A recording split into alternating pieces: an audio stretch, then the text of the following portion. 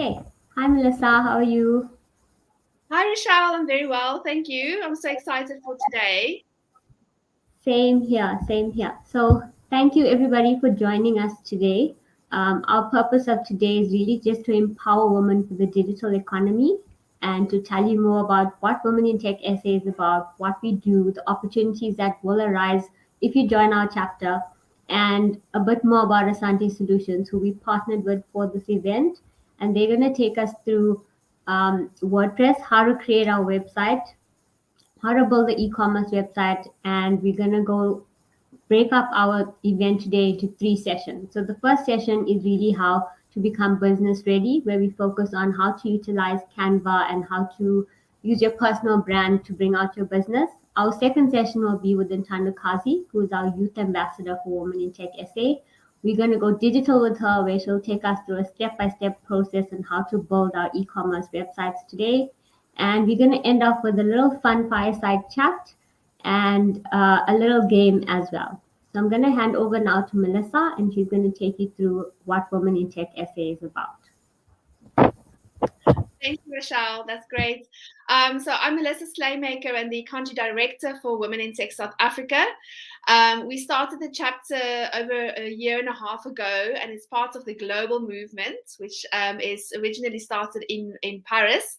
Our CEO, Ayumi Ayoki, had this vision of really creating an international global movement to both empower women and girls and to help more women and girls embrace technology.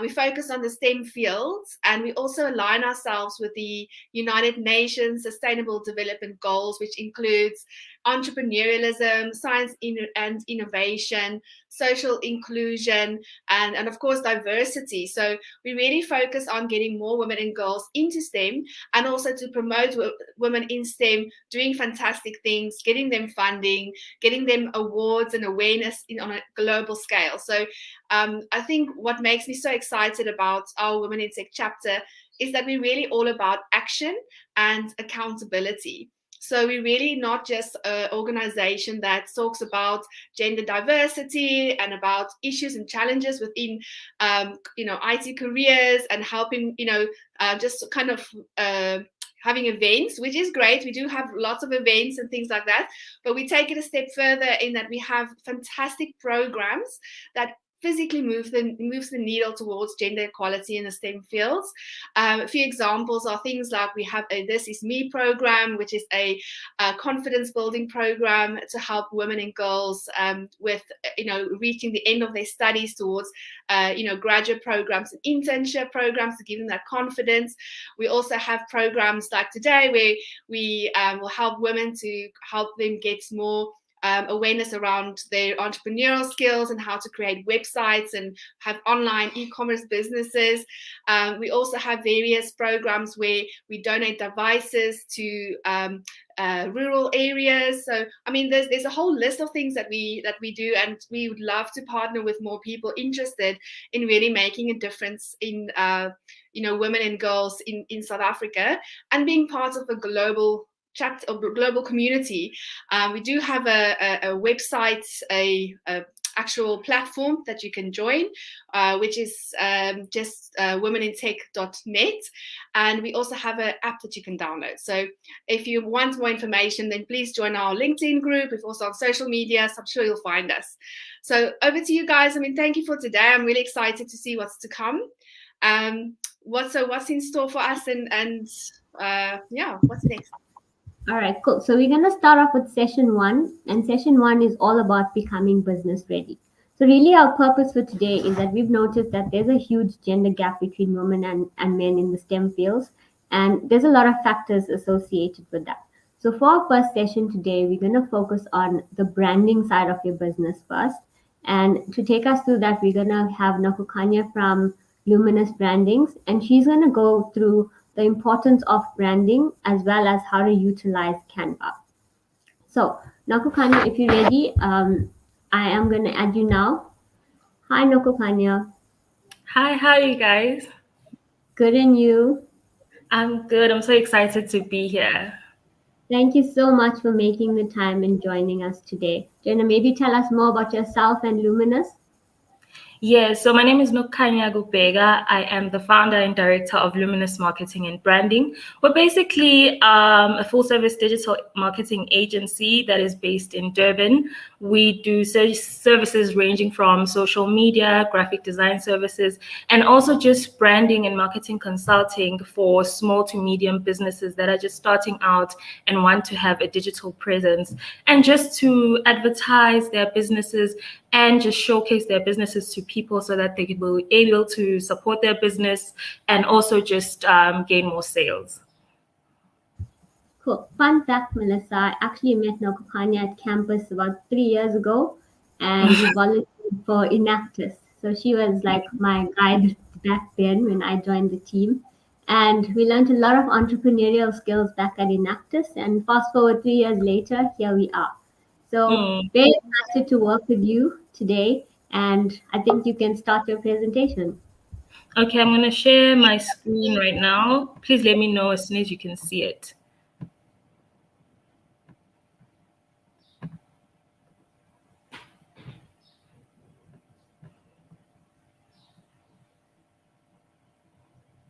Rochelle, can you see my screen? Yes, we do see it now. You can see it now? Yes, we can. Okay, so I'm Nebukanya Gupega, as I've already mentioned. I'll be taking you through the branding part of this workshop and basically how to utilize Canva. The first thing that I wanted us to talk about is basically what branding is. So when you research it and when you Google, there's a lot of meanings that you'll come across. There's a lot of definitions. This is one of my favorite ones where they say that branding is the process of giving meaning to a specific organization. So I like to look at branding as basically your identity. Branding is basically who you are.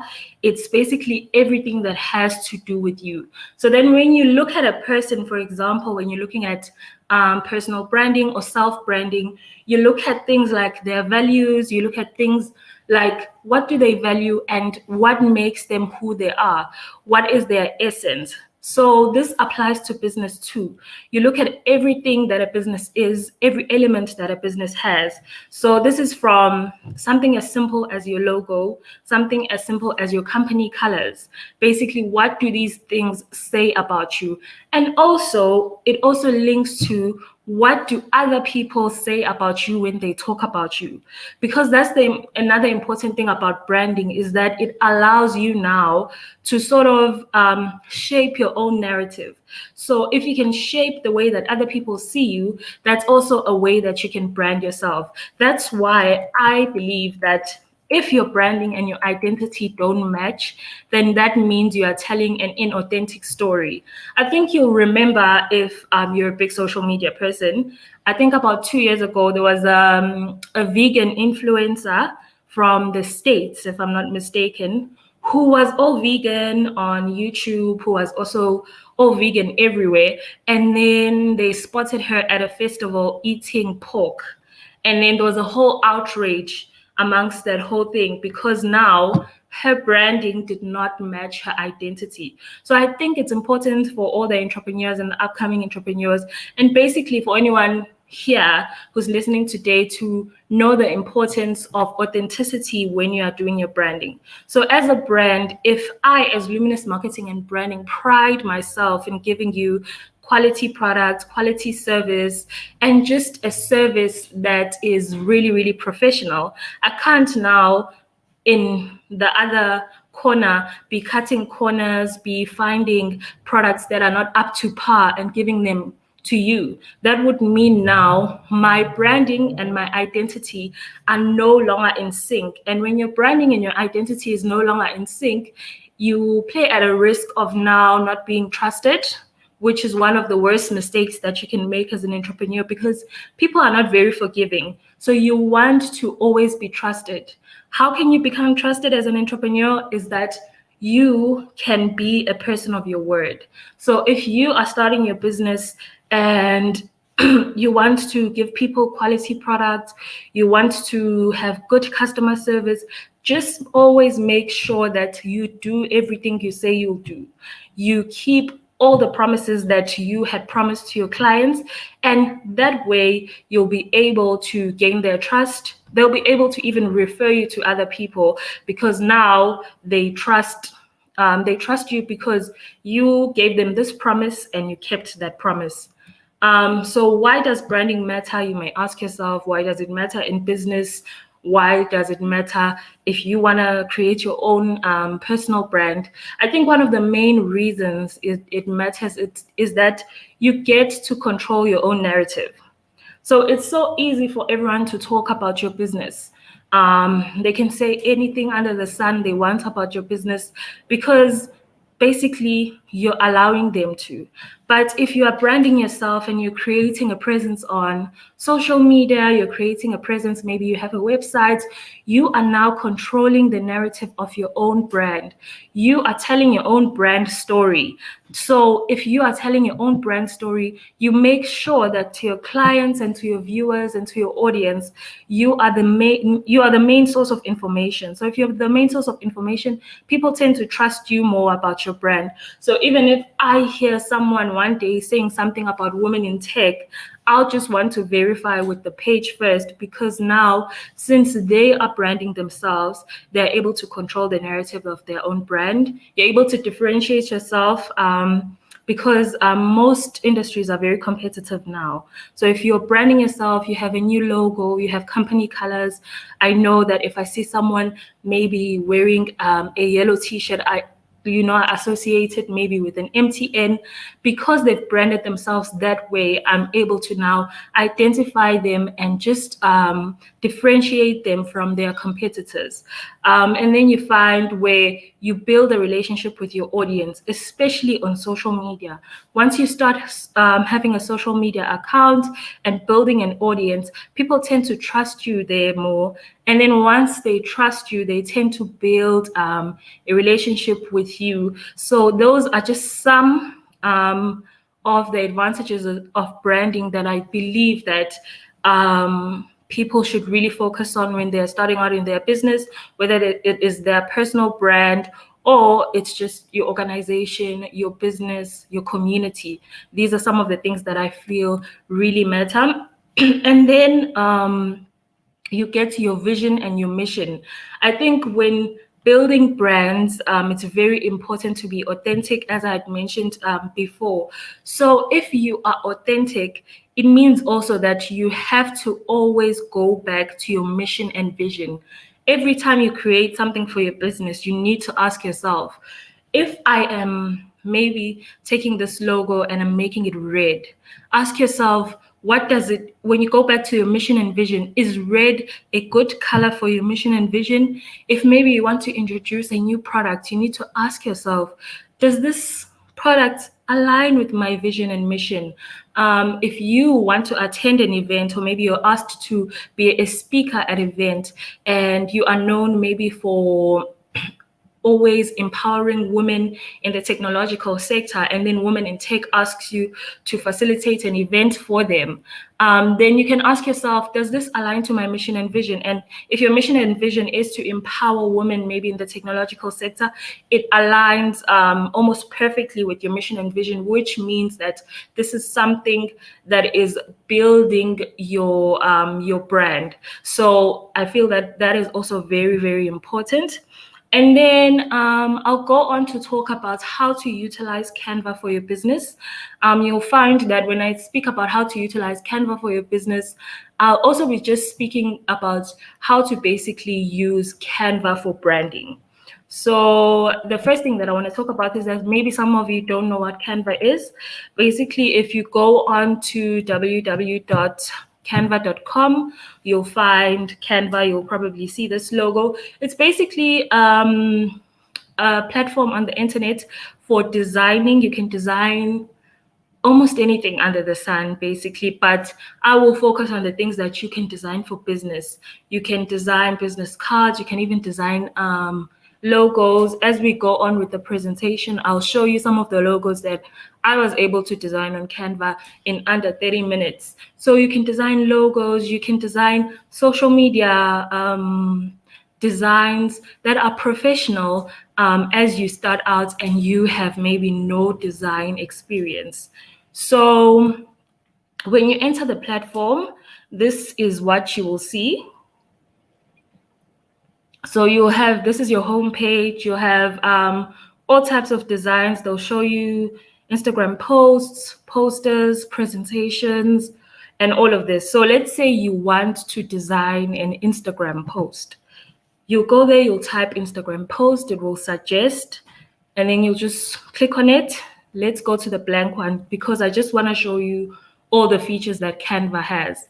So basically you'll see a blank canvas, and then when you look on your left side, you will see a lot of templates that you can use, anything from spring Instagram posts, Black Friday, all of that. You can also upload any images that you might have. This is stock images that you might be also able to use. And then you can find that, let's say you want a beach theme. You can also search the beach plus sunset. They have a lot of stock images that you will be able to use in your design. They have stickers, they have amazing shapes that you can use to design anything basically. So let's see, if you search palm trees, these are also some of the elements that you can use as you design. You can also add motion graphics if you're looking for something a little less complicated. But you can also just choose to use one of their templates. And then let's say you want to change the font, you want to make it all capital, you'll just go up here and make it all capital. So this is basically me showing you some of the features that Canva has. You can still go and change colors here using your brand kits, which is what I'm going to show you next. And also I will show you how to create a design from scratch, because this one was just us taking an existing design here. Let's say you have an online store and you were selling these t-shirts, then this is the type of design that you are going to be able to use. But then let's say you want to now create a brand kit.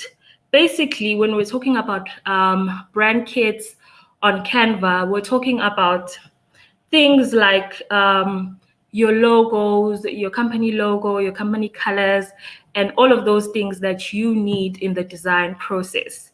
And then sorry about that. I think it's playing that video again. So for your brand kit, you'll notice on your left-hand side here, here's your brand kit here. So you click on that. And then if you already have created your logos, then you will go on to upload them here. As you will see, these company logos are now uploaded. You will also then add your brand colors, your color palettes, if you already have one. If you don't, it's something that Canva can also allow you to create. So let's say you like yellows, you can just type in yellow, it will add a yellow there. And then you'll go with your brand fonts. So it has a range of different fonts. So you can add any font that you want. So let's say you want a certain font for your heading, you can put it in there. And this is how it will show up when you are designing. So now it's easier to choose your logo and you put it here. When you go to styles, you can just basically change your logo and the whole image to any color from the company colors you had chosen.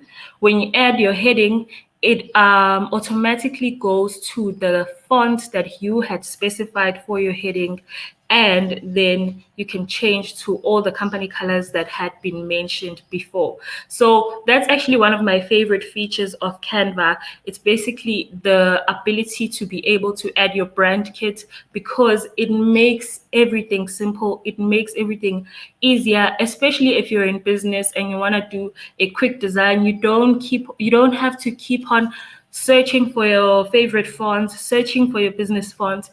It's all right there in your brand kit. And then I did say that I'm going to show you how to create basically a simple graphic for social media from scratch on Canva. So then what you would do is that you'd search social media graphic. You'll notice here that they input the dimensions. You don't need to do this, especially if you don't know what the dimensions are. You can just say create design and it will take an automatic dimension, which is basically this dimension, which is your perfect Instagram size, and it will then create a blank canvas. So let's say I want mountains as my background. I'll take a mountain photo, I will put it there. And then I just want a square and I want text because I just want to write famous quote or whatever I want to share with my Instagram users. I do that, I change the colors, and then I publish.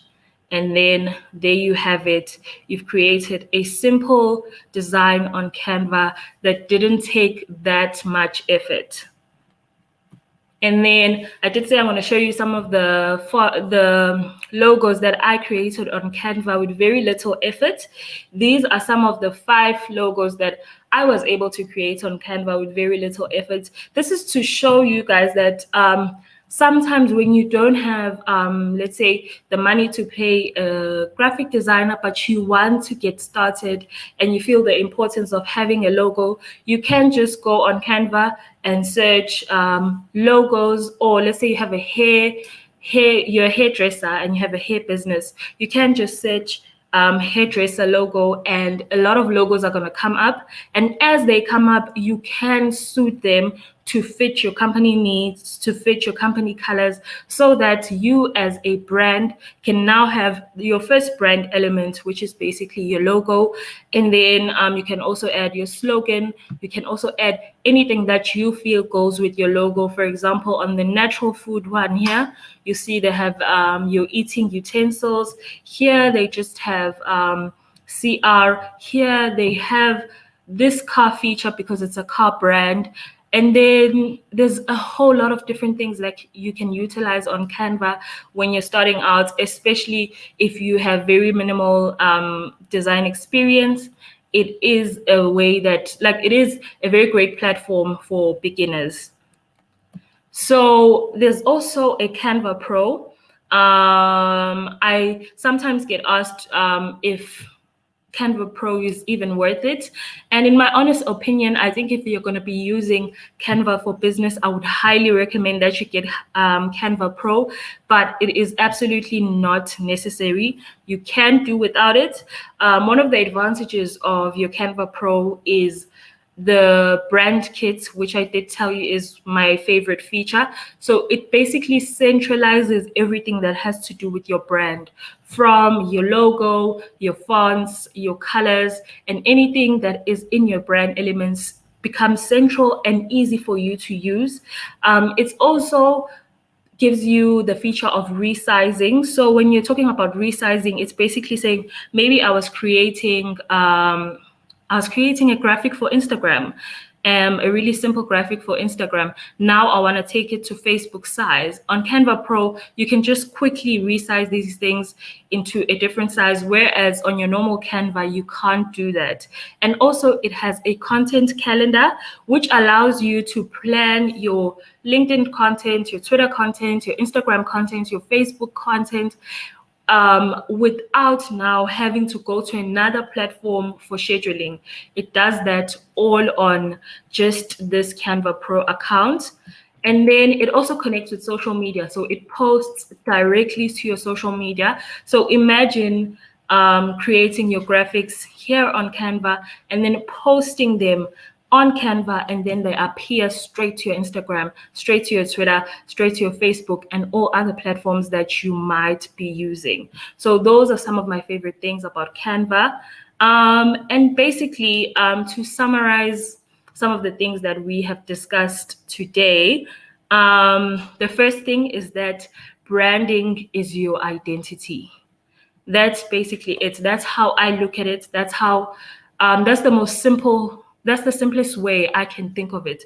Branding is your identity. So if you are putting something out there that does not represent your business, but you're putting it under your business name, then your branding is now inauthentic, and you are now telling an inauthentic brand story, which comes at a risk of now you being unreliable. It comes at a risk of people not being able to trust your work now, because what you say and what you do are two different things. So it's very important to always be authentic when you're talking about your company. If you say that your vision is to be the most eco-friendly company in the world, and next thing you're being seen doing something that is not so eco-friendly, then those are some of the things that might cause your clients, your customers, or anyone else to sort of lose trust for your brand. And also, branding will help you a lot with differentiating yourself. So if you have a really good pink logo for your florist, as for your flower company, because you're a florist, it's easy for me to differentiate yourself, for me to differentiate your business from any other business, because I can tell that, oh, okay, you've taken a bit of effort to create all of those colors, to create a brand for yourself, compared to someone who's just selling flowers and hasn't done all of that work. It's easier for me to trust you as a more professional business. And Canva is your one-stop shop for design work. So especially if you're starting out, Canva has most of the things that you will need in terms of design work if you're starting out. And then Canva can really help with your brand building process. So apart from all the tutorials that I have shared here, they have a lot of other tutorials on the platform that can help you greatly with design work, with branding. They do have some courses too, which are free, that can teach you even more about branding. They can give you an in-depth understanding of what branding is and what it can look like for your business as you start out. So yeah, that will be it from my side today. I trust that you found this insightful. Thank you so much. We really did find that insightful, Tanya. Thank you so much for your time today, as well as teaching us the importance of branding and how to utilize Canva. I do see a bit of comments in the chat, and one of them was that, is Canva something we can use online, or how do we use it? How do we download it? Just the logistics around Canva. Okay, so sorry. Canva is used online. You can basically access it by going to www.canva.com, and then you'll be able to use it online. You can even download it on your phone. There is an app that you can use on your phone, and it basically works as seamless as the online one. I wouldn't say that it works better on a PC, it works better on a phone. It just works, it's compatible with both devices. Okay, cool. We do have another question here. Is the brand kit feature exclusive to Canva Pro? Yes, but you do get some elements like adding your logo on the Canva that is not Pro. But then when you go to the Canva Pro one, it gives you a lot more options in terms of the brand kit. But it is not really exclusive. It's just that when you go to the Pro version, it gives you more options to add more brand elements. Okay, cool. And then the last one, could I find tutorial videos about the features? What sort of features are available, like that are free, and then versus the paid options? Yes. So on Canva, you'll find that I think it's on the top right. They have a place where they say learn, and then under there you'll get tutorials about Canva Pro. So when you go under Canva Pro, you see they'll teach you about all the things that are available on Canva Pro, and then all the other features are basically there's single tutorials under each subject. So let's say designing logos, you'll find a tutorial under that. Creating a brand kit, you'll find tutorials under that. So they do give a lot of tutorials, and then they also do give marketing courses. It's just short marketing courses that are also free. Okay, cool. And then one more, the pics and videos that are free that are in pro. Can I stay calm when I use it? So in terms of the available options that you can use in terms of the free videos and the free pictures versus the paid options, how does that work? So you find that there's a lot more pictures. There's a lot of variety on the Canva Pro account compared to your normal Canva. But on your normal Canva, you do get great quality pictures. You do get pictures that you can use on your business presentations, on your social media, and all these other platforms. But on the Canva Pro, you just get a wider variety, greater quality pictures, but both do work well. Okay, cool. Thank you so much, Kanyo. Just a last question from us. Let us know more about Luminous. Where can we find you? How can we use your services? Okay, so if you noticed on the last slide, you can contact us using info@luminousbrands.co.za. We are currently upgrading our website, but it should be up again in the next few days. So our website address is basically www.luminousbrands.co.za, and then you get all information from there. You can even join our online community. We do have a monthly newsletter that will be coming out soon. So once you enter our website, you'll be able to join for that, and you'll be able to gain more information about our business and any upcoming things that we will be doing now and in the future. Okay, cool. Thank you so much, Nokokanya, for helping us empower women for the digital economy today with Women in Tech in partnership with Asante. We hope to work with you again soon. Thank you so much, Rochelle. It's been a pleasure. All right. Bye, Kanyo. Bye. Okay, guys, up next, we're going to play a game. But first, I'm going to introduce my fellow youth ambassador Nolo. And she recently joined the Women in Tech South African chapter and became the youth ambassador. And she also does some other volunteer work. So she's a pretty cool tech person in my circle. And I'm going to hand over to her just to introduce herself a bit more. And then we can go ahead and play a fun game. Awesome. Thank you, Rochelle. And thank you, everyone, for joining today. We're so excited to host you. I am Lihlo Nolo Mogwena, also known as Nolo by a lot of other people. I am a software developer working on a platform called Salesforce. I'm also a Women in Tech Youth Ambassador, as Rochelle just mentioned. I also teach voluntary with a program or a nonprofit organization called Girl Code, where we teach girls how to code from primary school level all the way up to high school level. And it's quite an awesome initiative. I think it goes beyond just teaching code. It teaches problem solving and critical thinking. So it's really fun. And in a nutshell, that's who I am. Cool. So I also volunteer for Girl Code, and there's a lot of fun and cool opportunities available. So I do encourage you guys to check that out as well. So Nola and I are kind of on a mission on Women in Tech SA to help close the gender gap in technology and help women embrace technology. So there are some steps that we're trying to take in terms of educating students about technology, the role in shaping our world, increasing access to technology careers, and increasing the viability of female roles in the industry. So we're going to tell you a bit more about how to join our South African chapter. We do have a platform, we have a website as well, and we have our own South African community. So on this chapter, we do post a lot about our events and the types of initiatives we are running, and we hope to launch quite a few more in the months to come. So I do encourage you to get onto that and to join the South African chapter and just pay attention to the updates that are there. So we're going to start playing a game soon. Nolo, when you're ready, you can present your screen. No worries, I will do just that.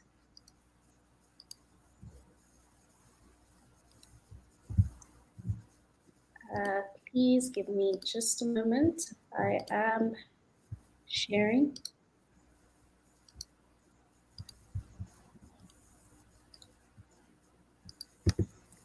Please let me know once you've got a view of my screen. Okay, I do see it. Empowering women for the digital economy. Yes, so I'd like to advise everyone to please join. You can join by going to www.minty.com and enter this code over here. Alternatively, you can, I'm not quite sure if we can maybe share this link. I'll try to share it right now. Or alternatively, you can use the QR code.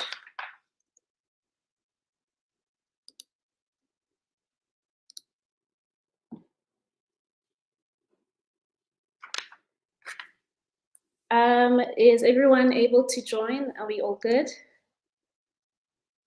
Okay, I have shared the code and the link in the chat as well. Okay. Let's just give everyone a few moments to join. Let me know how many participants you see on your side. Okay. So there are currently no participants.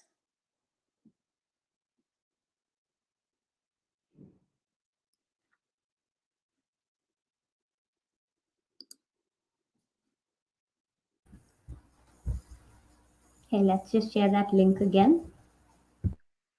All right.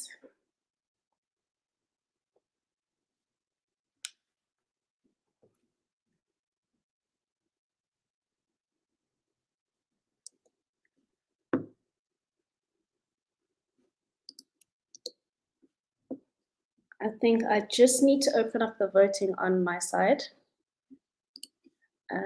Please give me one moment.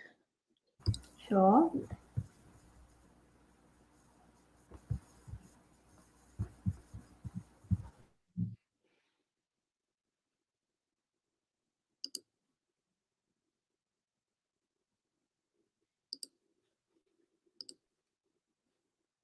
Is everyone able to join currently?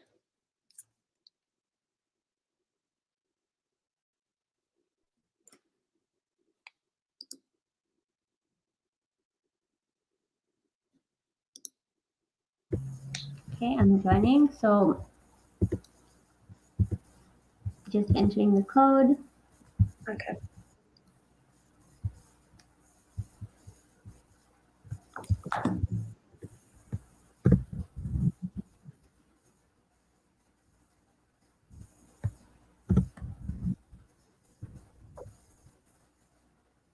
Okay, it says voting closed on my side. Okay, so I'm just going to have to open the voting. But can everyone at the moment, are you all able to join the link?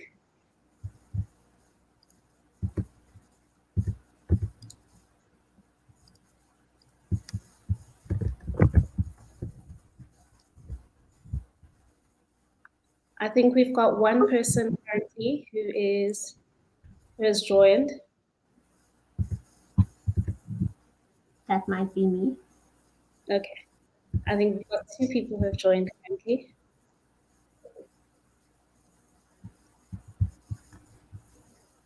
Three people, that's looking good.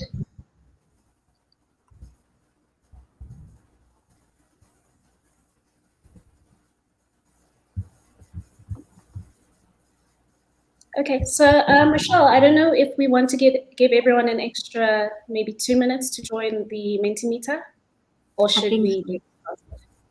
I think so. Let's just do that. I see a few people are still trying to join. Okay, no worries.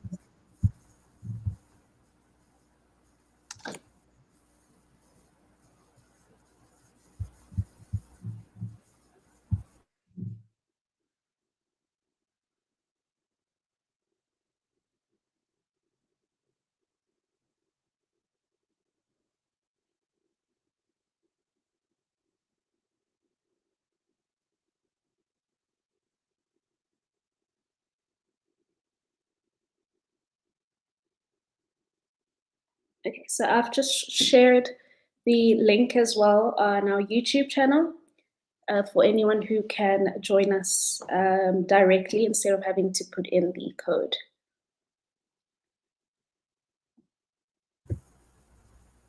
Okay, I think you can start in a minute's time.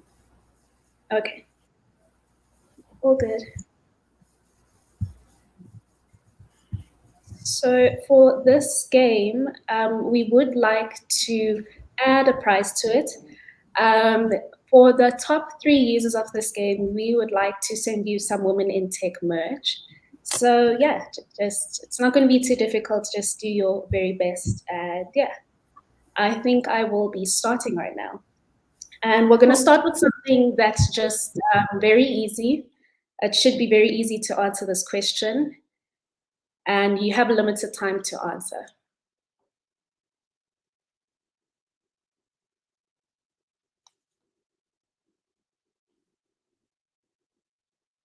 Okay, I see we still have a few more people joining, but I'm going to start right now. The fastest person gets the most points. When is South Africa's Women's Day? Tough question, Nolo. Very tough question.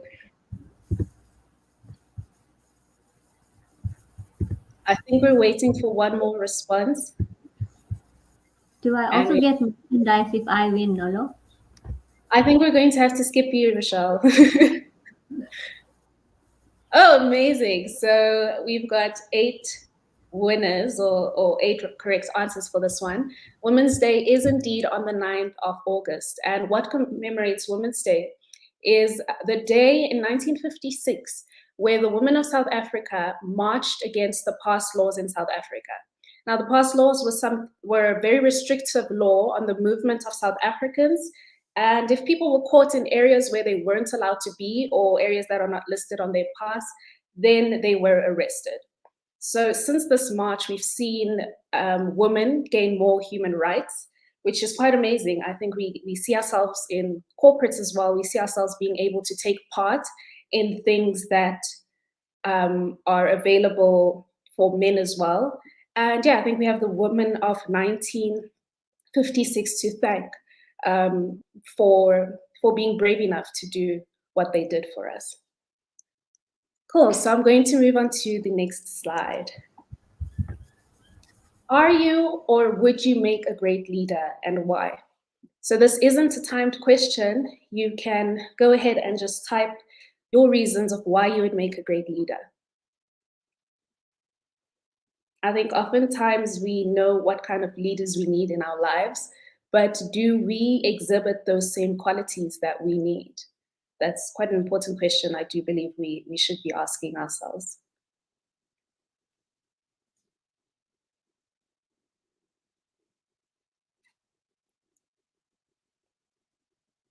So I think our audience is a bit shy, or you're thinking really hard on this one.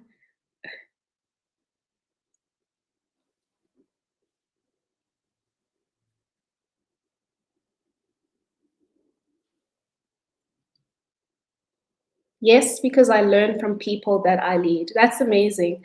I know a colleague of mine who would always say, you need to be a continuous learner in life. You need to be in the school of life. You need to be a learner and you need to be open at all times. So I definitely think that's a great leadership quality, the ability to learn from others. We don't know it all as human beings.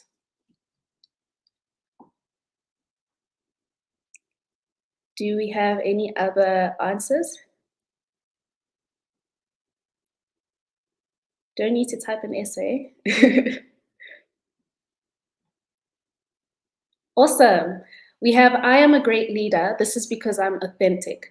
I think Nogo Kanya spoke on this earlier. You do need to be authentic. You need to know yourself and you need to be the best version of yourself. So that's quite an important leadership quality. I agree. We also have, I'm passionate, energetic, and hardworking. I believe that a leader is someone that mentors others and tries to bring out the best in their followers. Leaders make this world a better place, kindness and love. Definitely. And this is something that women exhibit in leadership roles. We are more empathetic, we're more understanding, but we're also powerful in all of that. And I see there, someone has also said, I can empathize with people very well. It's very important as a leader to have that human element, to also be humble. Humility is also one of the best qualities I think that we can all agree is important for a leader. We have, I think I'm a good leader because I can positively influence my youth team and see potential in them that they sometimes don't see in themselves. yes, I can agree on that. In the next slide, I'll go further into something that a lot of women or a lot of people face in their lives. We also have, I lead with my head and my heart. I value my people. I strive to leave people empowered. Wow. That's also important. That's amazing. I think it's important when you know, elevate to the next levels in your life. You need to be able to bring people along with you. And yeah, I think life is a journey, and we need each other to excel and move forward. And then we have, yes, I would make a great leader. My society has impacted me a lot, and I owe my society a lot. I must change the world. I love that. I absolutely love that. We all have a responsibility to play our part and do the very best to leave the world in a better state than we left it in. I think another one that says yes, because I learn by serving. That's amazing. And also, I would, because leadership is about willing to listen and learn. I agree with that. Don't you think so, Rochelle? I agree totally. Yeah, definitely. We've got another one here. I hope it doesn't disappear while I try to read it. And it says, I see a lot more people are joining Mentimeter, or a lot of people are responding. We have another one that says, yes, I believe that I'm a compassionate person who likes to empower others. I have integrity. And that disappeared. I'm just going to wait for Quite a that to good come. response there. These are such nice leadership qualities. Yeah. I have integrity and always do the right thing, even when nobody is watching. That's so, so important. And I 100% agree with that. I'm not sure if I've missed any, but thank you so much for participating in this. I think what we can gather from this is leadership is about being open to learning. You don't always know everything. It's about listening to others. You can't make huge decisions on your own. You need to be able to factor in other people's thoughts and decisions. Empathy as well, kindness and love, we've seen are very important leadership qualities. So I think it's important for us to, you know, introspect and be the leaders that we want to see in the world. Thank you, So I had Nolo. spoken earlier, no worries, no worries. I had spoken earlier about a challenge faced by women, and that is the imposter syndrome. Um, a lot of times we do a lot, we achieve a lot of things, we're educated, we've got experiences to show for it, but we still experience self-doubt as people, and this hinders our ability to stand confidently in our achievements. And yeah, I think everyone can say that at some point in their lives they face the imposter syndrome, where sometimes you're in a room and you feel like, I'm not quite sure if I'm the right person here or if I can make that decision. And the truth is, as a quote goes, as a popular quote goes, if you're in a room, you surely deserve to be there. So as women, it's important for us, again, to introspect and make accurate assessments of our performance and stand confidently in our abilities. And we can sometimes look to other people, the leaders in our lives, the mentors in our life, to sort of do a checklist of what we are and our abilities, and to be able to stand confidently in what we can do. So I've got a little image that I found on the internet here, and it says a lot of the time in our brains, you know, this Venn diagram, we think the world knows everything and we know absolutely nothing. And the truth is, we know, we definitely just, we know what we know, right? But there's a middle ground between what other people know and what we know. And again, we won't always know everything, but we come together and make magic, I guess, as human beings with our different thought processes. That's So interesting. next we've got another question, and I'm about to start the countdown. Fastest Get answer gets ready. the most. Which of the below tools can be used for digital content creation? This one should be very easy.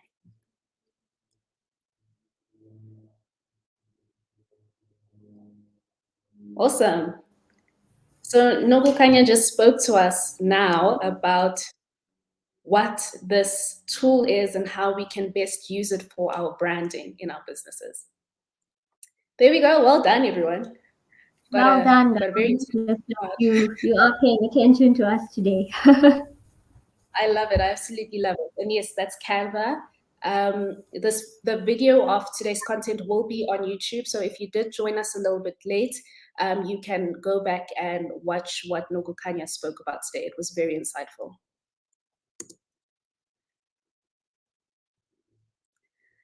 We have another question. Fastest answer gets the most points. Tertiary students are considered to be technically apt, and we refer to them as digital natives. What is a digital native? Does anyone know what a digital native is?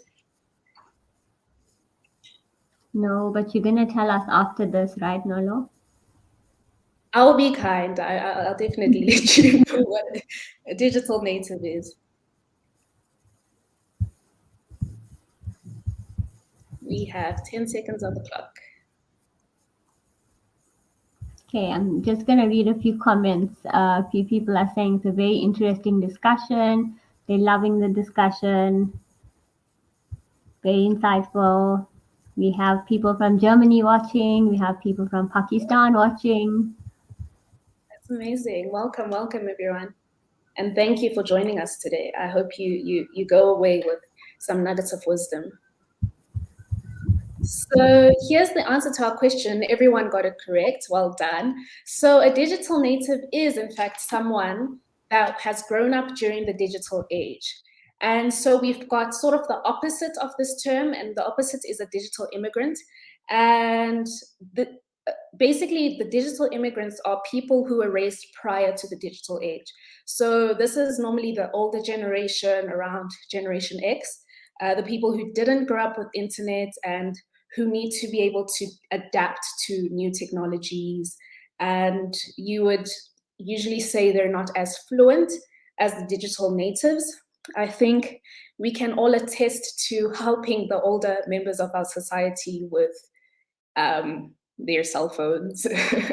We seem to be digital gurus with changing profile pictures or WhatsApp statuses. Because I guess our stance in life and the time we were born allows us to know how to navigate technology better. Judging by these results, I'm guessing everyone here are digital natives. I think our group today is a mix of digital natives and digital immigrants. Amazing. I think if our digital immigrants could join today and take part, that's amazing. We're moving in the right direction.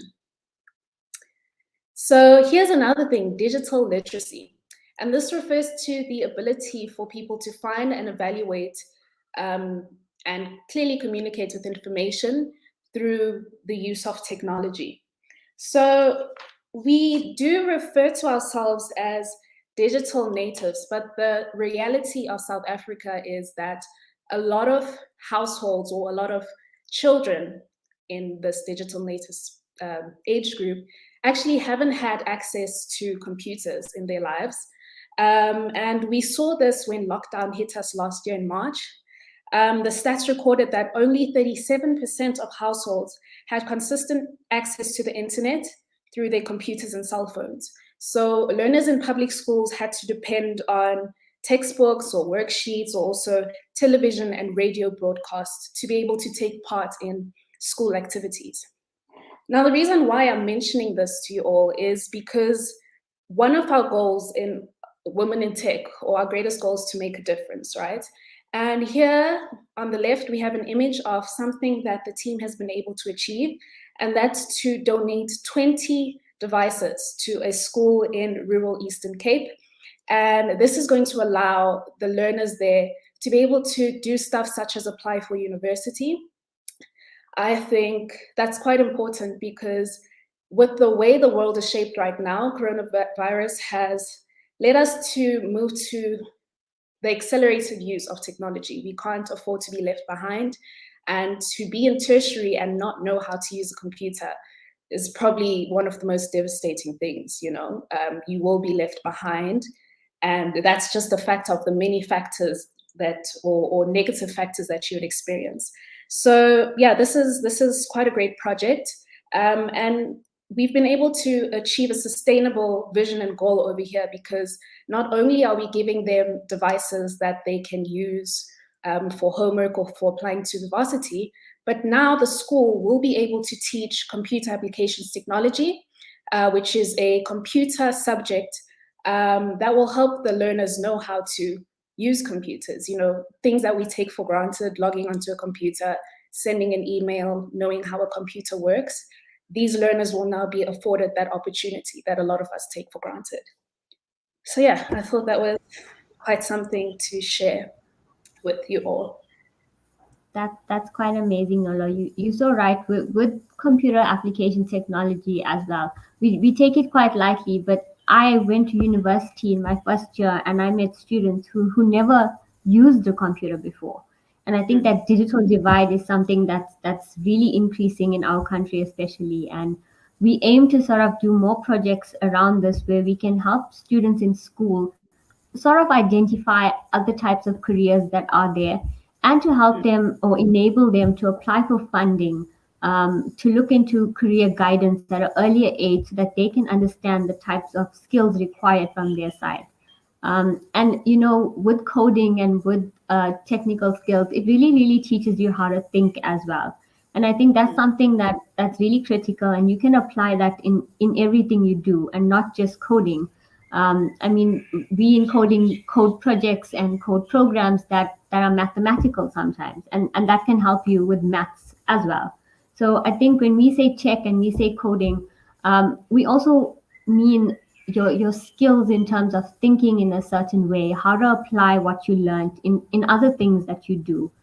So we really hope that today, with the aim of today's session, that you do have some sort of takeaway that you can go back and apply to your business or your small business and become more successful, not just in your business, but as a person yourself. So your personal skills, your soft skills, your work readiness skills as well. Definitely. Thank you for that, Rochelle. And that leads us to our next question again. The fastest fingers get the most points. Let's see how the audience does with this one. Which is the most used social media platform in South Africa? Now, you did say we've got users from all over the world, so I wonder if they would know in South Africa what which app use the most. Don't mistake this. I think it's too late to say this, but don't mistake this with the most popular social media platform. So most used versus most popular. Okay. Okay. So here's the thing, right? WhatsApp is in fact the most used social media platform in South Africa. But Facebook, like some people have answered, is actually the most popular. So it's been recorded that about 27 million users in South Africa are subscribed to Facebook.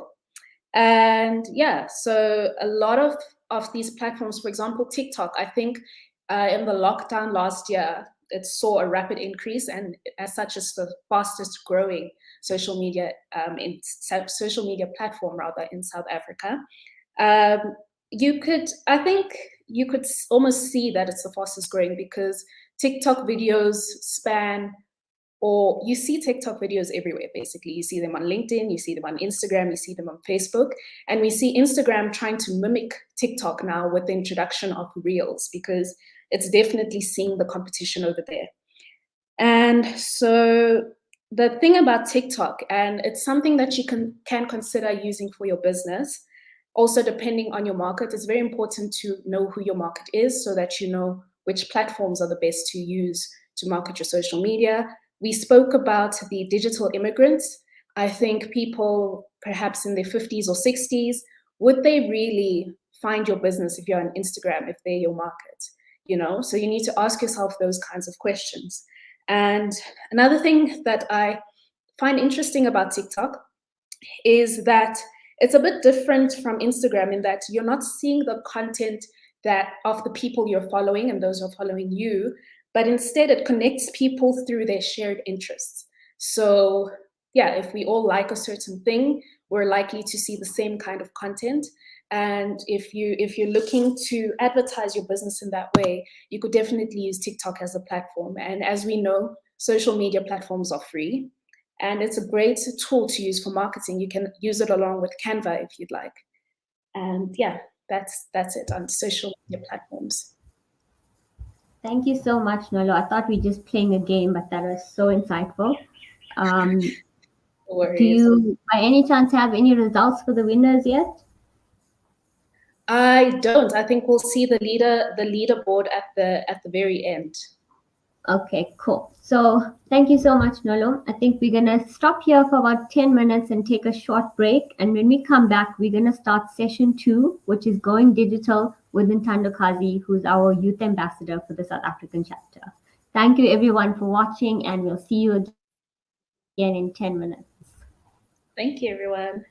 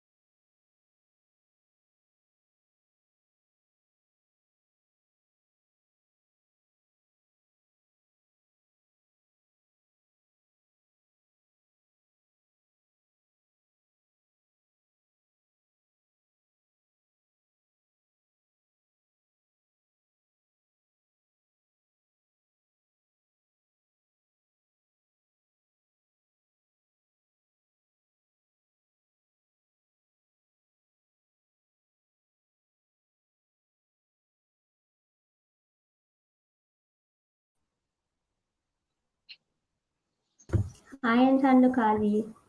Hi, Rochelle. How are you? I'm good, and you? Good, thank you. So excited to be here. So excited to have you. So we're going digital for session 2 with Ntandukasi, where she's going to take us through WordPress, how to build our e-commerce website, and if you have any questions for her after that, we will entertain that. So Ntandukasi and I met also around 3 or 4 years ago at UKZN in Actus, and yeah, we have learned a lot together. So excited to Definitely. see what you have in store for us. So I'm going to hand over to you. You can maybe just tell us a bit more about yourself and also your role within the Women in Tech team. Hi, everyone. Firstly, congratulations to all the participants that received an opportunity to be able to create and develop their own websites. I hope you tuned in right now because this is the moment. Get those engines running right now. Don't miss out on every minute because there's a prize up for grabs. Let me mention the prize so that it can be even more exciting. So the winner for the challenge gets an external hard drive, 1 terabyte, a mouse pad and a wireless mouse, a book, which will be the 5 a.m. club book, just to get you running and know more about business and the other side of business in someone else's perspective. Then obviously a woman in tech t-shirt. So please join in now. Get those engines running, as I said, and log into WordPress. Every minute that I spend will be enough for you to finish the challenge. What will happen is I will teach for 45 minutes to an hour how to build on the e-commerce website, just a few basics and tips, and then we'll open the challenge from 3:30 to 7:30, where you can submit yourself into the challenge.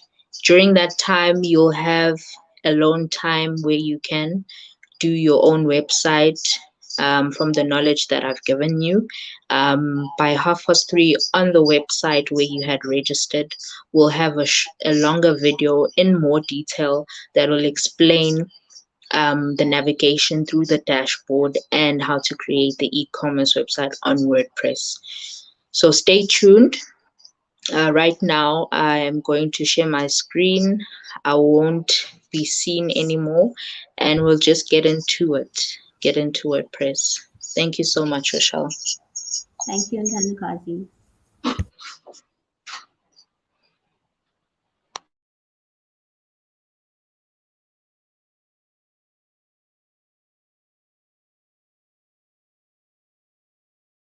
Okay, just waiting for you to share so I can present on my side.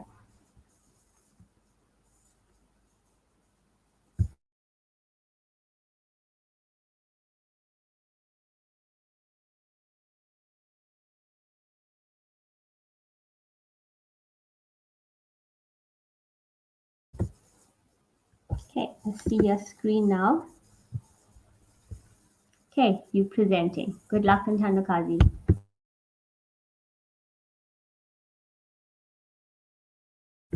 I can't hear you.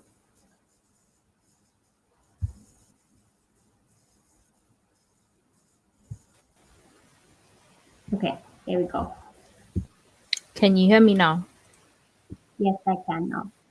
Okay, awesome. So what we'll be using today is WordPress. A lot of people ask questions like, is WordPress easy? Can we code on WordPress? Do we have to do a lot of coding? Good thing is you do not need to do any coding. It's just a few elements here and there where you can just use your basic knowledge for HTML.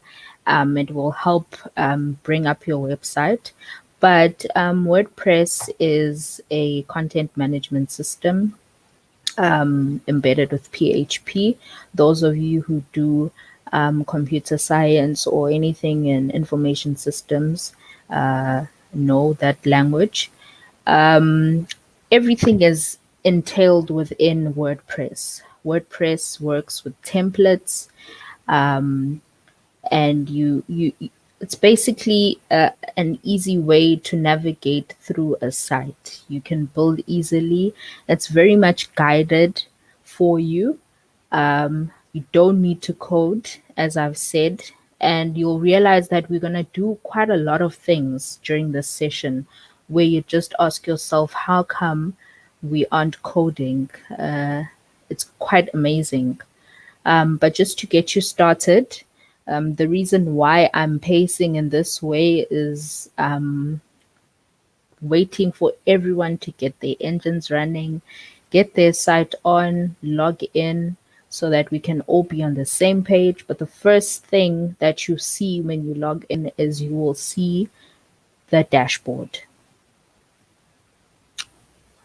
This is what the WordPress dashboard looks like, and we'll be utilizing it mostly and moving on to a phase of plugins, the things that we are going to be using to build the site. Right. As you all can see, everyone that is a participant has a domain. In this case, we are using subdomains, but a domain is the identity of your site. You find it here. You'll have the name of your site. As you can see here, if I move in between my screens, I have my site identity there at the top. This is also a site identity icon. You usually see things like this on other sites that have already been built up. It will usually have your logo. But yeah, that is the basic of knowing how your site is on the World Wide Web, how it is shown, and how can you best represent it. The only way to get your site identity is by getting hosting services. Hosting services that will give you a domain. You register for your domain, and that is very possible. Very lucky that we have Asante Solutions here on the platform, because they can assist you with all those needs once you want to go digital. You can get your domain registration and you can get your hosting space to host your site. Moving on from there, the first step you need to get through is get into your plugins. Install your plugins on WordPress. That is the first step. So where you can get that is on the left-hand side of the dashboard. We have quite a lot of options here to click on. We won't be utilizing all of the options for today, but if ever you want to use them in future and you want to build your own site, there's a lot of interesting videos that you can look into. I will have a video as well uploaded just for a few things. But the most important part of actually developing the site is the plugins. There can be plugins for Facebook if you want to connect Facebook to the site, plugins for WhatsApp. Everything is possible. No code is needed. Once you have the plugin, you can just navigate through everything. So you go to plugins, go to install plugins and click there. If you want to be quick about things, when you see plugins and you hover over, you see add new, you can just quickly add new. Then you add your new plugins. I have already got plugins installed on my site, but the most important plugins you need to get to right now is starter templates. Now, starter templates gives you free templates that you can utilize for your website. Easy. That means you do not need to redesign with coding. Starter templates gives you already made sites that you can edit from. It could be just a normal standard website where you're just campaigning your business, or it could be an e-commerce site. What you do is you'll see install now on starter templates. Click on install now, and then once you've clicked on it, it will bring you onto the page of installed plugins, the dashboard for installed plugins. Once you go onto the dashboard, you'll see starter templates and you'll see activate here. You need to activate the plugin in order for you to utilize it. If you're not going to utilize it, this is where you deactivate the plugin. So moving back,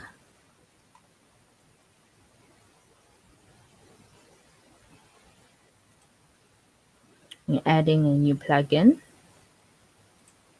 Just to refresh your minds, go to starter templates.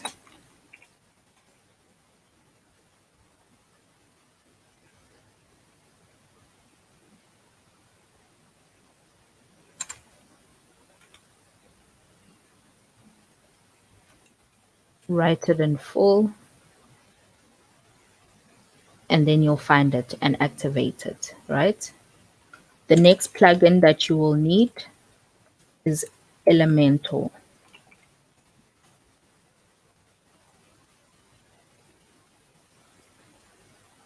Right? Elementor is the best website builder right now on WordPress.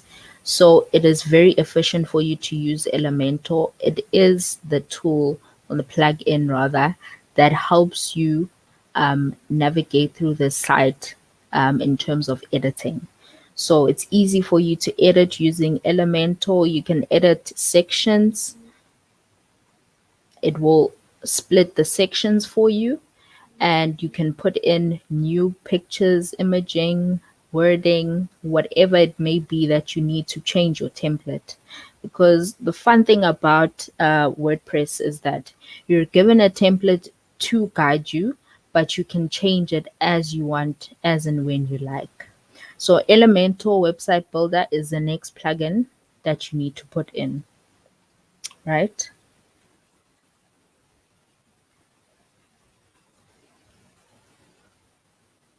And that's it for now. So make sure you have Elementor and make sure you have starter templates, right? Now, the next step is for you to get a template onto the site. Now,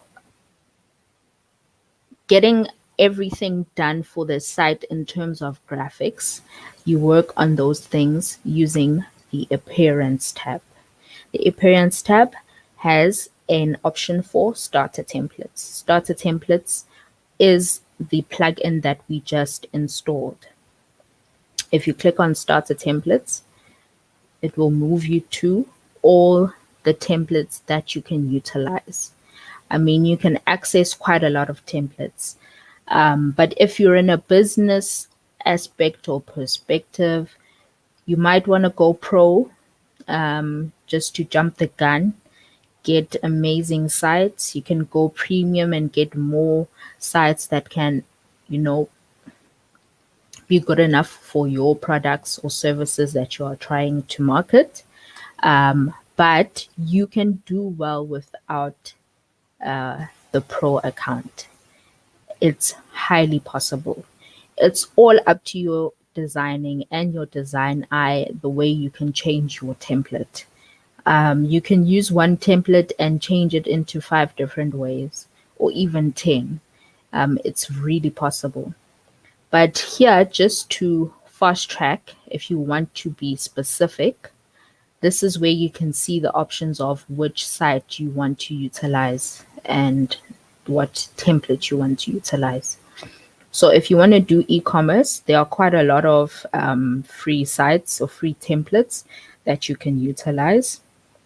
And there's for fashion, bookstore, it's all categorized, cosmetics, custom printing. But you can change a cosmetic store into a fashion store. You can change a fashion store into a food store, vice versa. It's all possible. But do look into each template every time you utilize starter templates.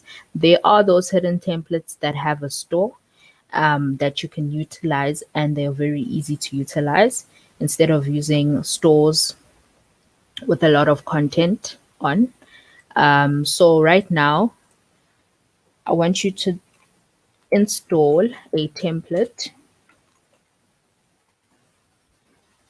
called Life Coach. This template does have a store. It's embedded with coaching and books and a store. So you can utilize this template. It's the easiest one here. So just to kickstart and begin on our building of e-commerce sites on a good note, let's all choose this template and install it.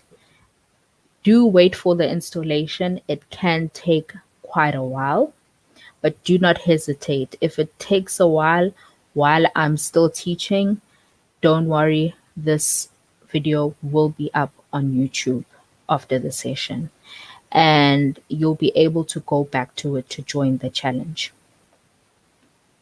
I've installed this template already. As you can see, I have my template here. Homepage, you click on the logo. This is my logo. About page. This is where you speak about the company. Work with me. This is the packaging and pricing of this template as I got it on starter templates. But remember, as I said, I can change as and when I want, how I want. So this is still going to change very much. We have books, we have contact, and then the cart here. Everyone is always excited about the cart. Yes, the cart is found here on the right hand side of the corner. We'll delve deep into that later on. Right. So this is the dashboard in basic terms for anything you need. An installation of the plugins, seeing the appearance. This is the dashboard. This is where you get everything you want to navigate through. Just for interest's sake, before we get into the e-commerce part, I'm sure a lot of you are wondering, how do I change my logo? How do I put in my site identity? Where do I get all these things? Right. So here on appearance again, we have customize. So I'm going to click customize.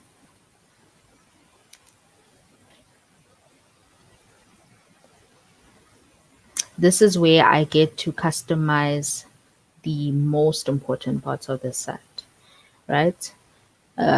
Mostly the header and footer as it is, because you cannot customize on Elementor, but Elementor is the builder that helps you to customize and edit what's on the site. But here on customize, it's just how the site looks on a global perspective, meaning the whole site, and navigating through it. How does the logo look? How do the colors look? You can find everything on this side, right? So if you see here, there's, editing icons here. You click on them. This is where you can find the logo. Now, my logo here has a site title. If you do not need a site title, that's fine. You can take it out. It's possible. It's right here. Display site title. It's on. It's off. Display site tagline. It's on. It's off. So the reason why you would take off your display site tagline and your site title is just for you to have your full logo on here. So if you have your business logo, play with it, have some fun, and change your logo here. Remove it here, and then you can change it. There's change logo, right?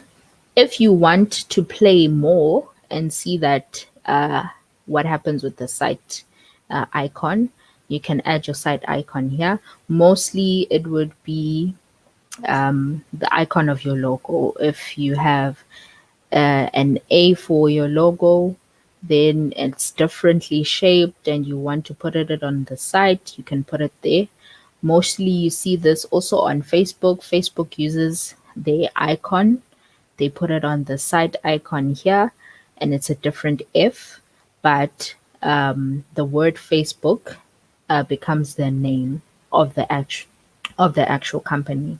So you can utilize that in any way and in any sense.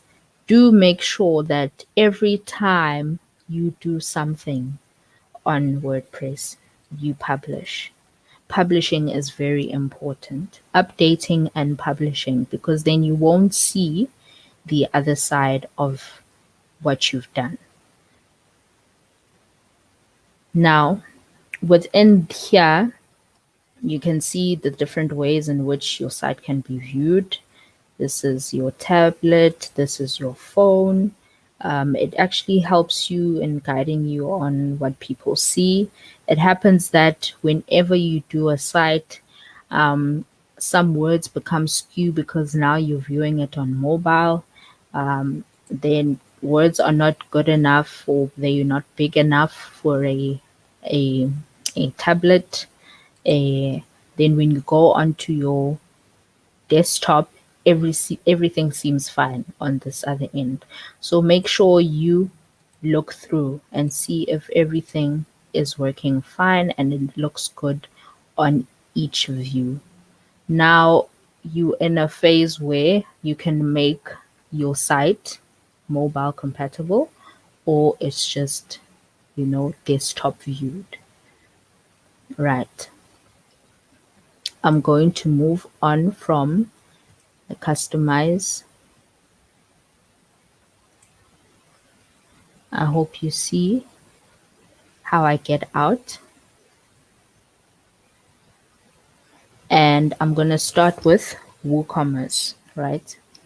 Now, since I've downloaded a template that is e-commerce, it will automatically get a WooCommerce plugin for me all the time. So what you do here is you go onto the WooCommerce tab and you get onto your settings. WooCommerce is the most vital plugin, guys, because it's the actual plugin that makes our site a e-commerce site. So it is important for us to utilize WooCommerce. If your template doesn't have WooCommerce, it is possible for you to download the plugin on the plugins tab. But I highly advise that you rather download a template that has an e-commerce part to it to make things easier for you, and then you can just chop and change with the design. Fulfill the design that you already saw that you might have liked but doesn't have e-commerce or WooCommerce plugin, and change it to the actual template that you took that has the WooCommerce plugin. That is my greatest advice right now. But you can play around as much as you can. It's up to you and how much appetite you have for challenges. But yeah, WooCommerce is a plugin. WooCommerce is a plugin that we use to build an e-commerce site. Can be from small to big online businesses. WooCommerce takes in anything at this point, but it's very important to check that your hosting is good enough for space, because a lot of the content that is created through WooCommerce takes up a lot of space. It takes up a lot of inodes, because you've got a lot of imaging and you've got a lot of content. You've got people coming in, buying, and those people are registered as users on the database. Remember, WordPress has MySQL embedded in it as well. So the database is automatically created. You don't have to fuss about that in creating your own database. So all those things need to be in your file, in your WordPress file, and it takes up a lot of space on hosting. So make sure that whenever you do a store, you can either have it under your hosting package with many other sites, or you can just make one single hosting package for that actual site and that actual domain just alone. But my advice is it's better on that end. But if you have a company that is doing it for you, there's no fuss in that. You won't have any troubles. It will be their responsibilities to sort that out for you. But moving forward, as you can see here, you just have the general settings. I went to WooCommerce and I went to settings, and I'm on my general settings. So I need to change my country to South Africa.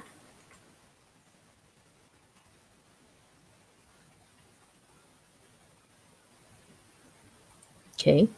WooCommerce is very flexible in your country. You select your locations, where you're going to sell, where you're going to ship. You can just sell and ship to the specific country that you've already chosen. It's up to you. You can enable taxes, rates, and calculations. If you do have them, you can enable the use of a coupon code. You can create a coupon code if you have any percentages off your products and your services. That's possible as well. You need to change your currency as well. So we'll use the South African Rand, and you save changes. On each dashboard, you'll see buttons that say save changes or publish. Then on pages, you'll see update. It will be on the tab for widgets here on Elementor. I'll show you later on. But make sure that you press save, you press update all the time, because everything that you write or you change needs to be available on the other side of the site. Okay. For you to view the site like this, so that you can see once you chop and change, you can go here on the dashboard, hover over your site name, press control, and then say visit site. It will show on the other side, just to make it easier for you, right?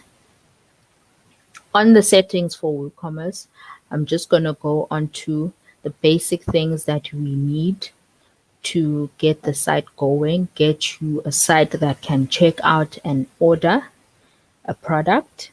So right now I'm going to go to payments.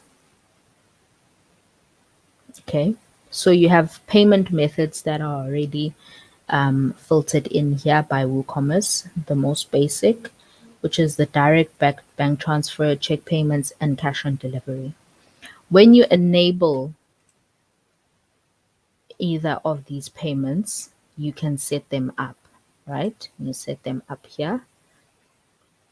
Now, since you've enabled the direct bank transfer, which is mostly EFTs, as people say, they expect to get at the end of the checkout session a form that tells them the bank, the account number, where to put in the money, how much money, what reference they should use. So you can have a different title to it. You can have your business name title there. You can add a description. Here, they already made one for you. Make your payment directly into your bank account. Please use your order ID. With every checkout, an order ID comes out. So it's easy for your clients to make payments. So it's up to you then to see on your orders each and every ID and who ordered, and when and in one time, and update it. If you want to add on extra instructions, you can do so here. But then I can do an account name, say Asante, and my account number 853549721. My bank name, I say it's FNB. Put in my branch code if I want to, and then I am done. I save changes. Okay, and then automatically I have my account details added there, right? So whenever I check out, I'll be able to see that. Okay. Moving from payments, go to accounts and privacy. This is how people see their accounts. So when you do an account, you order, you have your own account, and you're able to navigate through the process of your shipping. When is it going to be shipped? The updates, how many products you took on the site, just the usual. It's all done on this page. So if you want to allow customers to place orders without account, you can do that. You just enable or allow customers to log into an existing account during checkout. You can enable, can allow them to create an account during checkout. You can allow them to have a My Account page. Then you can let the system automatically generate the username for a customer so that they can be able to log into their account, right? There's also other options that you may look into the side of dwelling into the business aspect of how you want to process your payments, how you want personal data of your clients to be organized. That's purely up to you. But the basics are getting the guest checkout and the account creation done. Most companies dwell on the privacy policy, checkout and registration policy, just so that you are good enough and set up enough for any complaints, and people would need to read such things through your page. But it's basically that. Personal data retention, that is also up to you. You can retain failed orders if you want to, you don't have to. It's basically up to your business and how you do every process and how you progress. But this is basically the things you need to update and get done on the WooCommerce tab, right? It's on the dashboard. Make sure that you've changed your settings of what currency you're using, which country you're in. You can do shipping, you can do products if you want to. If there's any changes needed, this is just telling you where the products can be found. If you want to enable reviews and ratings, all that is here. If you want your products to be downloadable and how to sort your inventory, it's also there. Shipping, it's just how you ship. Your methods to ship, you can change them. But basically, you need the currency, payments, the accounts, and privacy. On the email side, it's also important that you put in the right email for you to receive orders, right? Please do so to test out your site. If and if ever you're gonna join this challenge, this very exciting challenge, change your recipient here. This is the email that you're going to be using for a new order, cancelled order, failed order. That is you receiving it on your side, right? So you press manage here, and you can change in the site that the email that you want, and then you can save changes. It's as simple as that. See here, your settings have been saved, and then you move on. So this is WooCommerce in a nutshell. WooCommerce is a plugin that you use to build onto your e-commerce site. It can be directly embedded and installed if you have chosen a template on Starter Templates that is an e-commerce site.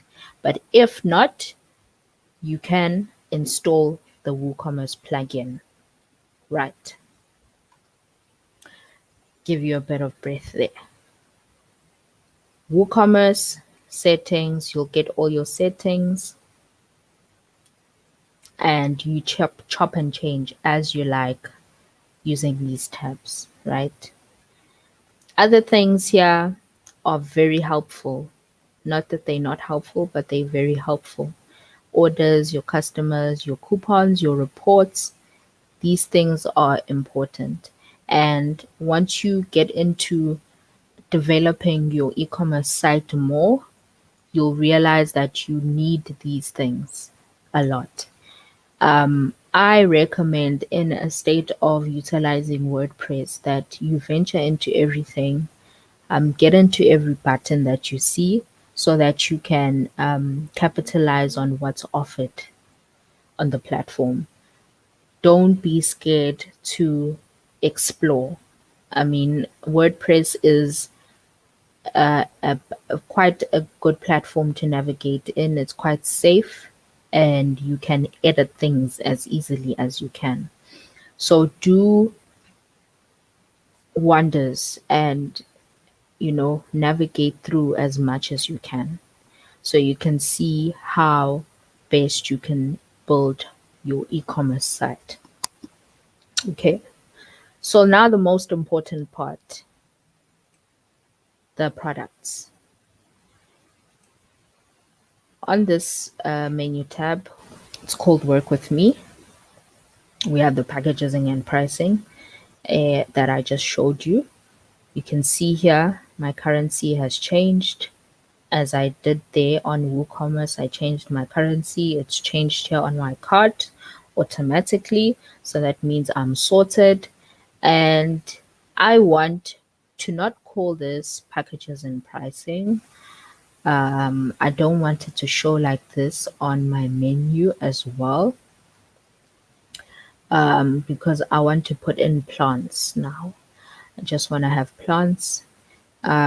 So I'm going to demonstrate to you how to change your product picture, change your pricing, change your title here, change your menu item there, to get things going in your own view.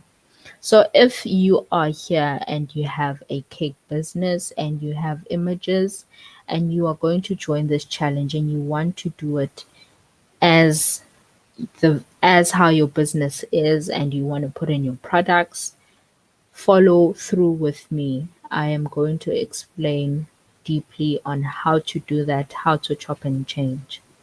Okay, so I'm going to first start with this page, Work With Me page, right? So the template gave it to me as a Work With Me page, and I want to edit it. This is where Elementor comes in, right? First, I want to edit the actual name of the page. So I'm going to edit it here.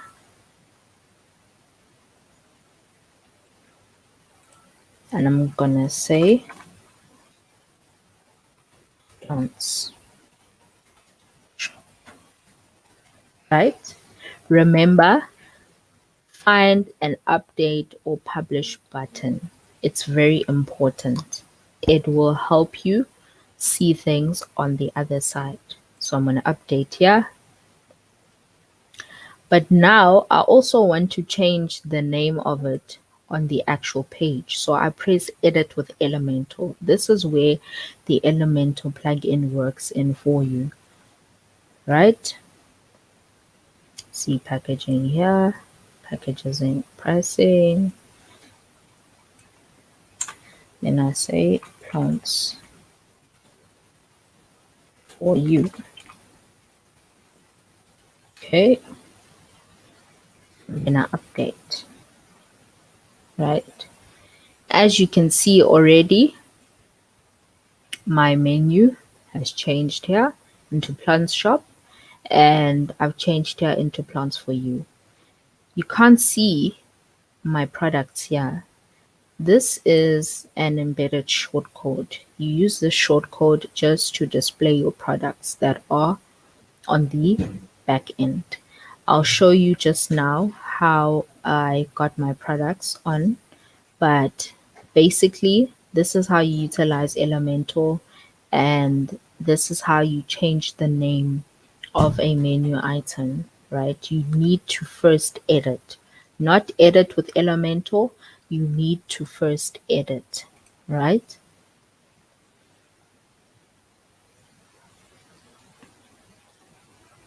So this is the edit part. When you edit with Elementor, you're going onto the actual page, right? Now I'm going to go to the dashboard. This is where I click for the dashboard on the WordPress sign. And I want to view on the other side. So I visit my site. And here we are. We have plants shop, and I click here and I have plants for you, and it's edited. Okay. Now what I need to do is edit products. You cannot edit products on Elementor. There is a product tab that comes with WooCommerce where you can edit all the products. It is the form of a plugin.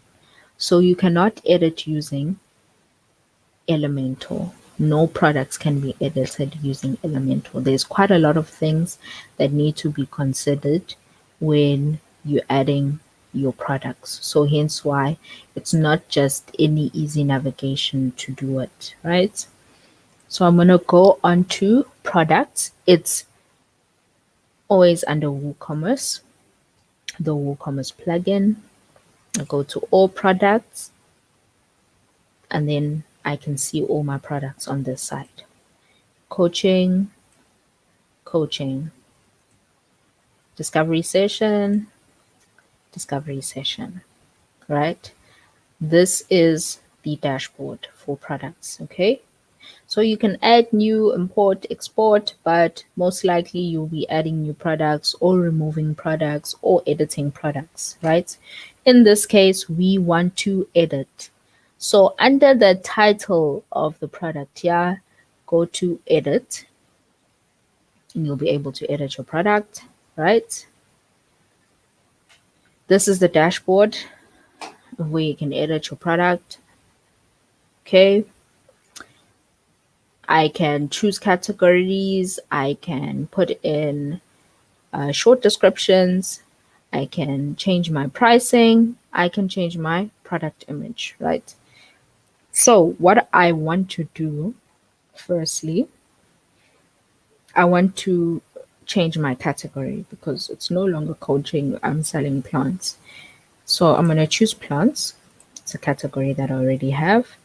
And here I can add a new category. So you can add a category as and when you want. It's easy for you to categorize product. It makes life easier for you on your site as well because it gives you leeway to sort things out, and you can section pages for different products. So if you have a fashion store, you'd use the short code for plants and have a page that will just show plants. If you have a section for clothing, use a short code and you section your page into clothing. It's as simple as that. So hence why categories are the best approach in you sorting your products and sorting your items, especially if you are in the food business. You don't want to have everything jumbled up in one place. So this is the way to go. Now, if I don't want a paragraph, it's fine. I can have it. You don't need it, but it's just there to differentiate each product that you have. So you can put it under this section here. I'm just going to say plant one. Here, this is just a short description. If you can see here, this is where the short description shows as well. And just say succulent plant. Okay. We say loss for a month. And I bold it, and there we are, right? How much is my plant gonna cost? Let's wait on that, right? But I want to change my product image. This is where I change my product image. So I remove this product image first. I set a new one, and you'll see an uploading option here. You have a media library as well. This is for media that's already there. Since you have a template here, you already have media from what the template proposes to you. So you can just chop and change, take out this media. You don't have to, it doesn't matter if it's there, but just to give you more space, you can just take it all out and delete any unnecessary media that you don't need. Okay, I want to upload a file here. I'll take my plant, copy it here.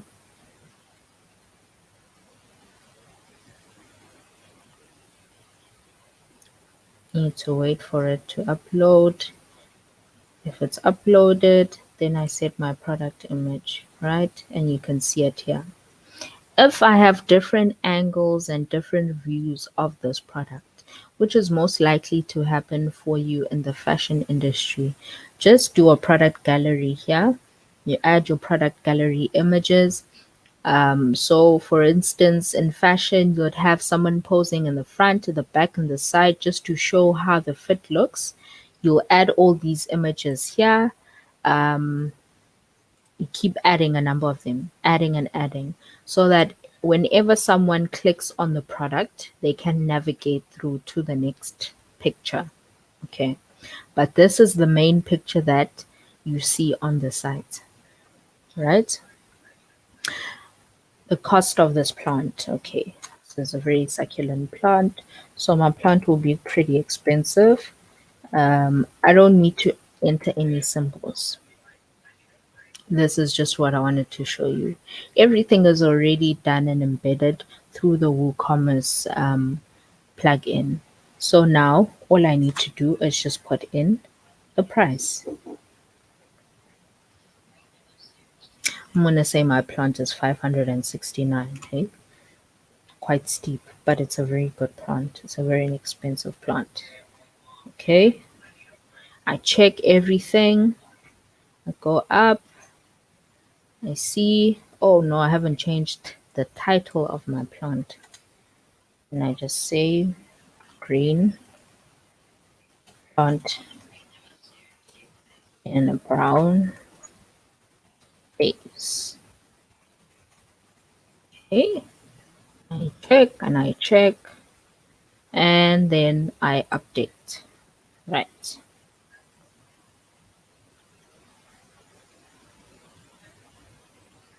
I've updated my product. I go to all products just to check if it's updated. I see here it's updated, right?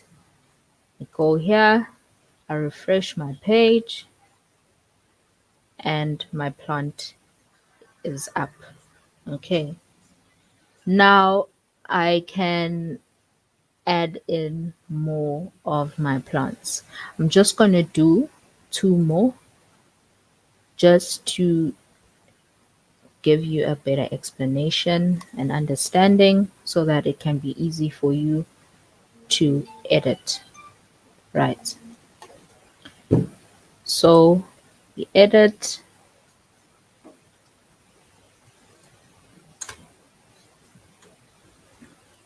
Okay. I'm going to call this plant Daisy. Daisies, succulents.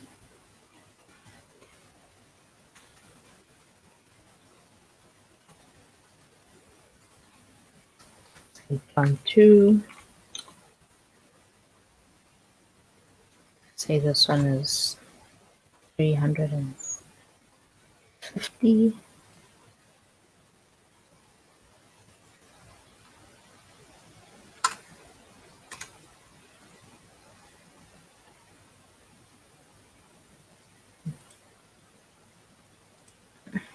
And you say Great Plants by Daisy.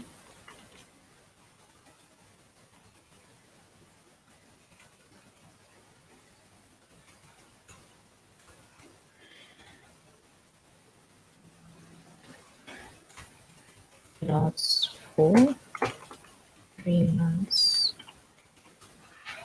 before watered.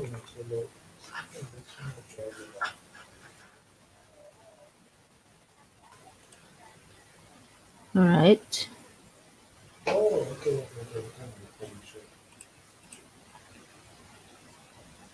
Remove the product again. Select product.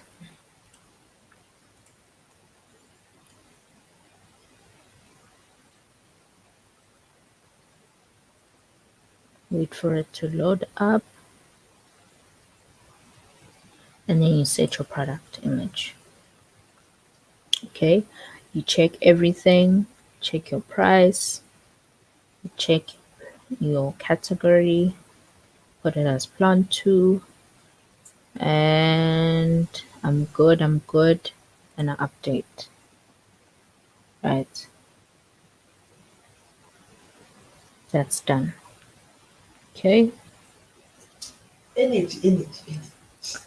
Last one, just the last run for you so that it can be easy for you. Remember, I want you to win this prize, so please be attentive. Please learn. Okay. Change my description. Call this one greens.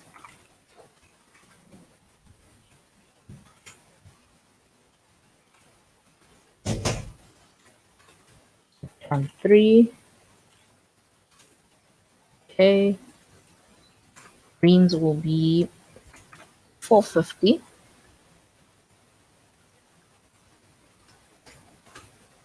Let's say best plants in the making.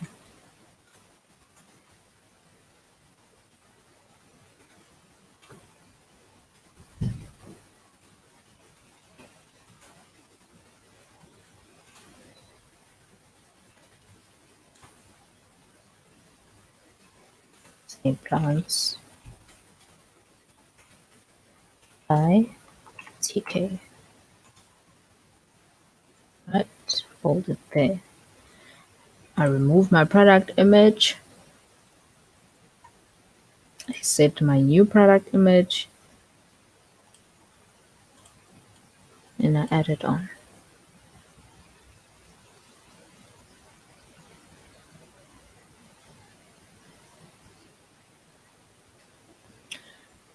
Please do not stress if things take long. I mean, building a site requires a lot of internet access, strong internet access rather. So wait for things, be patient, and the weather is bad today, so most likely you'll have a lot of troubles today.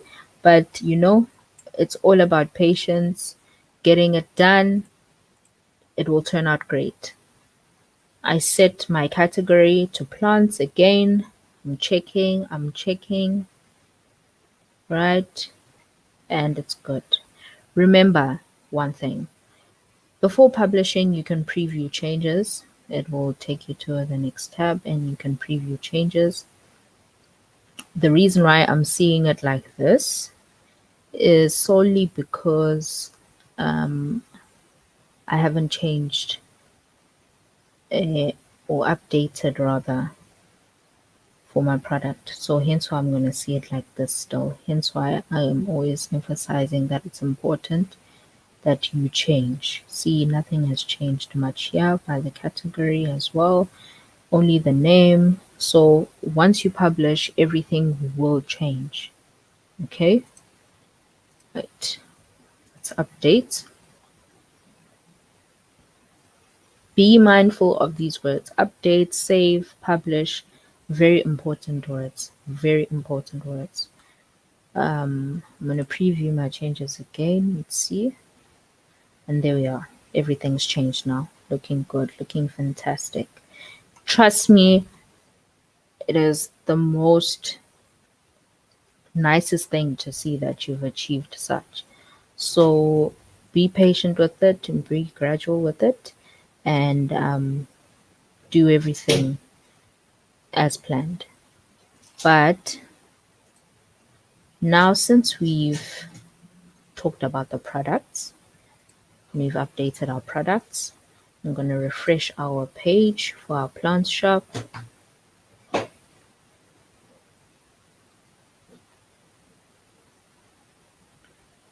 And there we go. I have all my plants uploaded, but I don't need this anymore, and I don't want a fourth plant to put in, so I can just remove it. I'll go back to all products, and I just put it in the trash. Okay.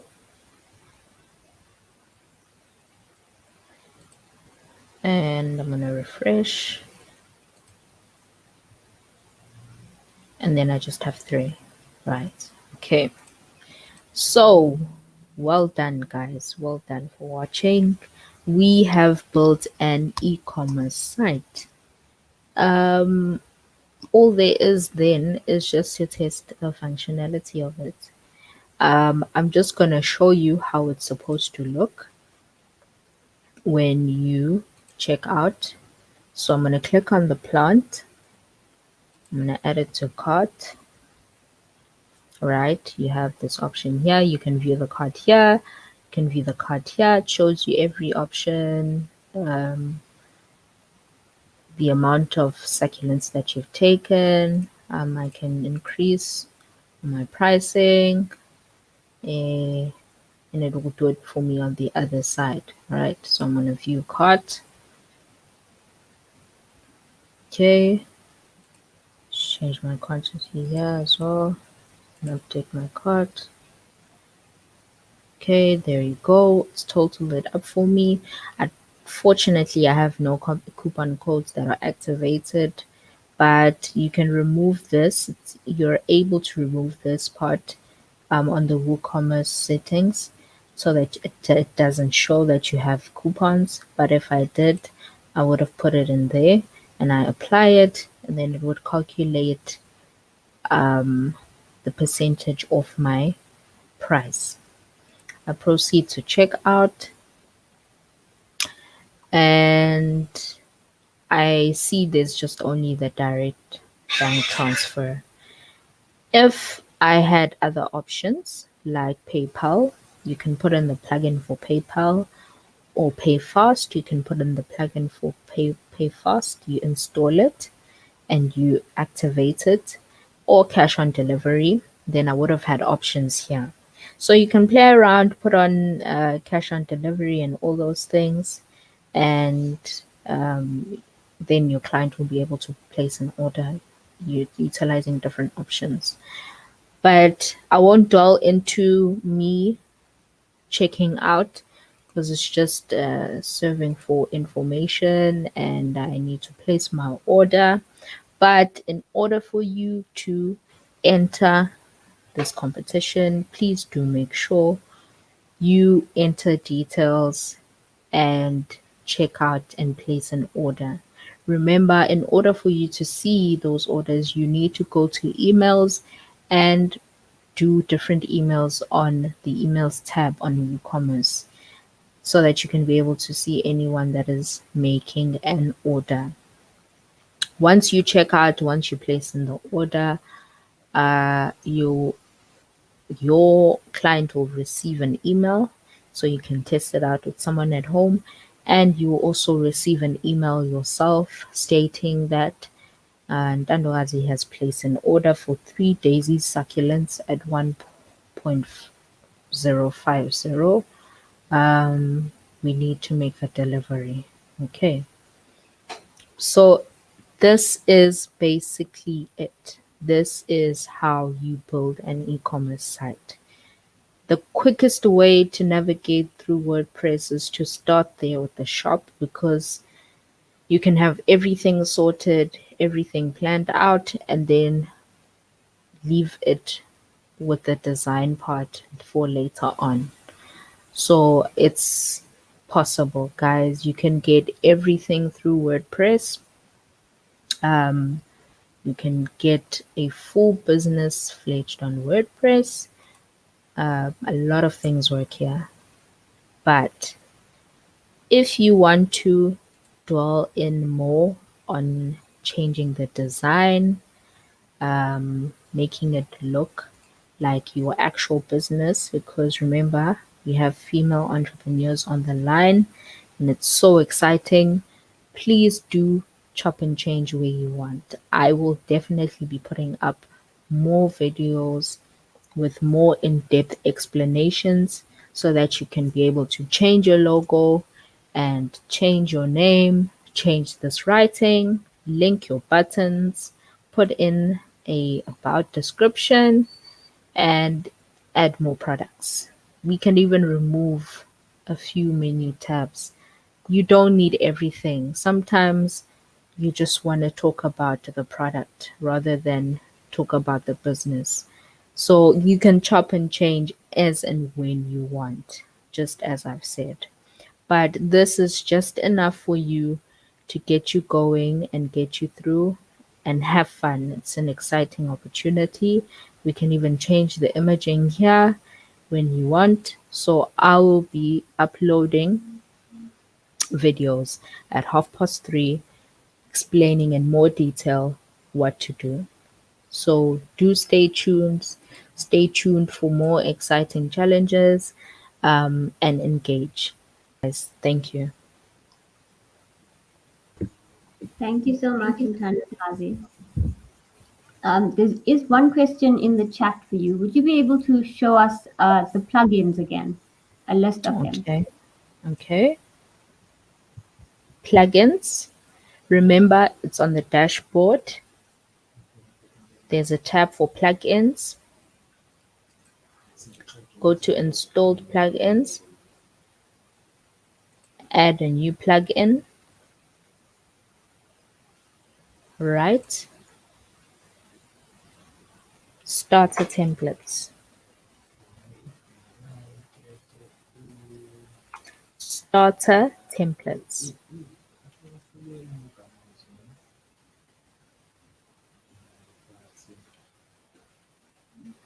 Okay.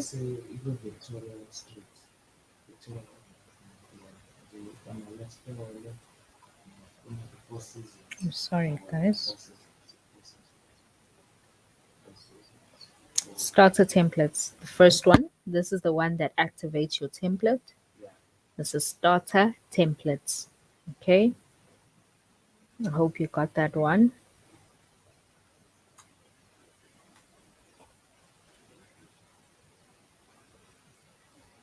Then that's the Elementor plugin. Elementor acts as the website builder. You activate it, right? All plugins must be activated. When you choose the template and when you import the template, right? You import the complete site. Just be cautious that you choose the right options. But yeah, there's two plugins you need to get. It's starter templates and Elementor. Be sure that you activate those plugins first, because you can't utilize them if they're not activated. I hope you got that one. Then once you've activated, you go to appearance, you go to starter templates, because you've already activated the plugin, right? It will show. If I go to this one, this is an e-commerce site as well. At the bottom, I will see options. You need to choose the option that says import complete site. Do not choose, what's this?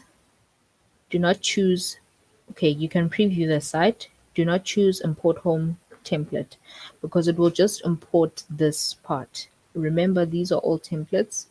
They all pages as well. So if you just import one template, you only be able to use one side of the site. Okay. All right. Yeah. So just a refreshing of that. It is your starter templates plugin and your Elementor plugin. Worry not about the WooCommerce plugin and the products plugin because it's already embedded in an e-commerce site, right? To make it easier, utilize the life coach template. It's the one that I'm using now so as to make it quicker. Utilize the life coach page because it has a e-commerce template embedded into it using WooCommerce. And then you can just delete these pages, the books page, if you want, if you don't need it. I'll show you that on the videos that I'll be uploading. So it's that easy. Nothing much if you follow through. Okay, cool. Thank you so much, Kazi. There's just a few comments here. Hello, Islamabad. Hello, Pakistan. So just a reminder, we are streaming live on the Women in Tech Global page, and we have people all around the globe joining us today. We do have one more comment in the chat. I've always wondered how products are added and how prices, sales versus original are managed. WordPress and the plugins make it so simple. This was so insightful. A Thank few you. thank yous, a couple of thank yous, and a last question. Do you have to pay a fee for the plugins? Okay. Plugins don't have fees unless you want to go an extra mile, okay? And it happens for different plugins. It's not for all plugins. In this case, for WooCommerce, no, you don't pay anything. It's just you building the e-commerce site. The only thing you'll be paying for is the addition of, payment gateways, right? If you use PayFast, you need to register for a PayFast account. If it's paid for, then you paid for it. But here on the building of the site, just add in the plugin PayFast, and you'll get an option to add in the details or the credentials that you've received from PayFast, and you activate it. Then instantly you'll have your online payment gateway, right? It's just as simple as that. No coding needed, no money needed. Money is only needed if you want to really go the extra mile and you want to accommodate other things that are a bit more technical. As I just said as well, that for starter templates, if you see a theme and it's on premium or it's on, let me just show you quickly.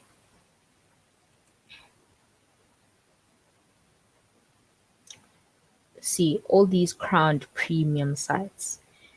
If you look into them, they really do have, good templates, and it could be something that you really want. You really want it to look like this, especially if you want to be more specific with what e-commerce site you want. Then obviously you're going to have to pay for this, and you just choose the option for payment. Okay, so it's up to you. But if you're gonna run a furniture store and you don't want a template for a furniture store, you don't have to do that. Just search for any e-commerce site that is free and chop and change how you like and change the design of it to your liking. But no payments are required other than you having to get a domain, register for a domain, and get your hosting sorted. Okay, thank you so much, Kazi. This was super insightful. There are no more questions for you. All right. thunder and lightning, guys. That's a storm our way. So I Wow. think we have concluded on time today. So coming up next will be session 3, where we're going to do a little Women's Month celebration and a chat with Dr. Rufaro and Polani Mabaso, who's our board member at Women in Tech South Africa. So we're going to break now until 1 p.m. and then resume again from 1 p.m. Thank you guys so much. Thank you, Ntandokazi. Thank you so much.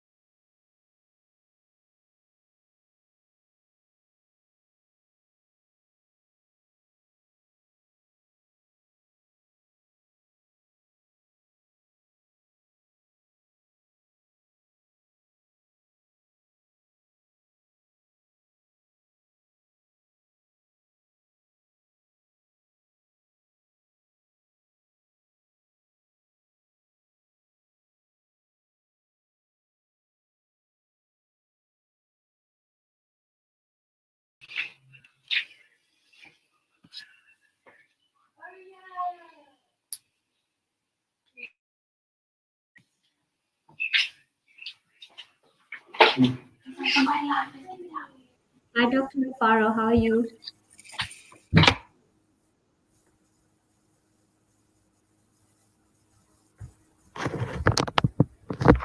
You unmuted.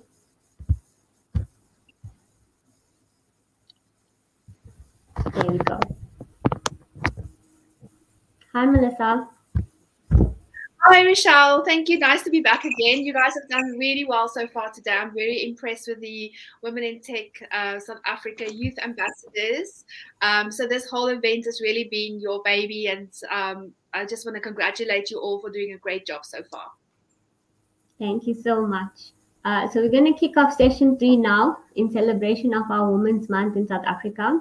And our topic today is the value of being a woman, why technology is important, and what's next. So I'll hand you over now to Melissa Slaymaker, who's our country director for Women in Tech South African chapter, and we can start. Thank you so much, Melissa. Thank you, Rochelle, again. And I'm excited to be joined today by Dr. Rufaro Macheka, who's also a board advisory member for Women in Tech. Dr. Rufaro has walked with us a long time, and we've worked together on I feel like we've known each other for such a long time as kindred spirits. So it's a real pleasure and a joy for us to have you on our event today and to talk more about women's challenges, women in in the digital age, and all of those good things. But just as a way of introduction, Dr. Rufaro is a business development executive at Jersey Finance, and you have a career in working with in very executive high-level roles within the corporate world, and more recently you are doing a lot of things to give back to women and to girls. So we want to congratulate you on that. Today's talk was supposed to be facilitated by Walani Mabaso, but who's also one of our board of directors, but unfortunately she can't join us today. So I want to just speak to you, Dr. Rufaro, about the topic of being a woman and why technology is so important to women, and what's next. Wow, thank you so much, Melissa. Thank you, Rochelle, for organizing the event. And yeah, I really feel privileged to be on this platform, to be able to share my story. Melissa, for me, I think when you talk technology, for me, I got close to technology after really going to school. So it really starts with school because, if you look, especially if you look at our generation, even I think the generation of the entrepreneurs that are online, it's very different from maybe a child who was born last year, for example, where they are born with gadgets in their hands. So for me, I think, especially to the audience that we have, I strongly feel that when you have education and and you know how the world works, it makes it much easier for you to now say, what technology do I need to connect and be able to do what you need to do. So for me, it all really comes to your starting with your passion to say, what are you passionate about? Do you have the knowledge in that space to be able to really connect that knowledge with the technology that is available? What is the best technology for you to be able to achieve that? So for me, I think maybe I just want to talk a little bit about my story, just a little bit before I can actually go into some of the aspects as well. And I think it really talks to that journey that, if I look at the intro that you have just given, which really starts with the inner side of me that is saying, do I want to marry a rural man? And the life in the rural areas was very tough.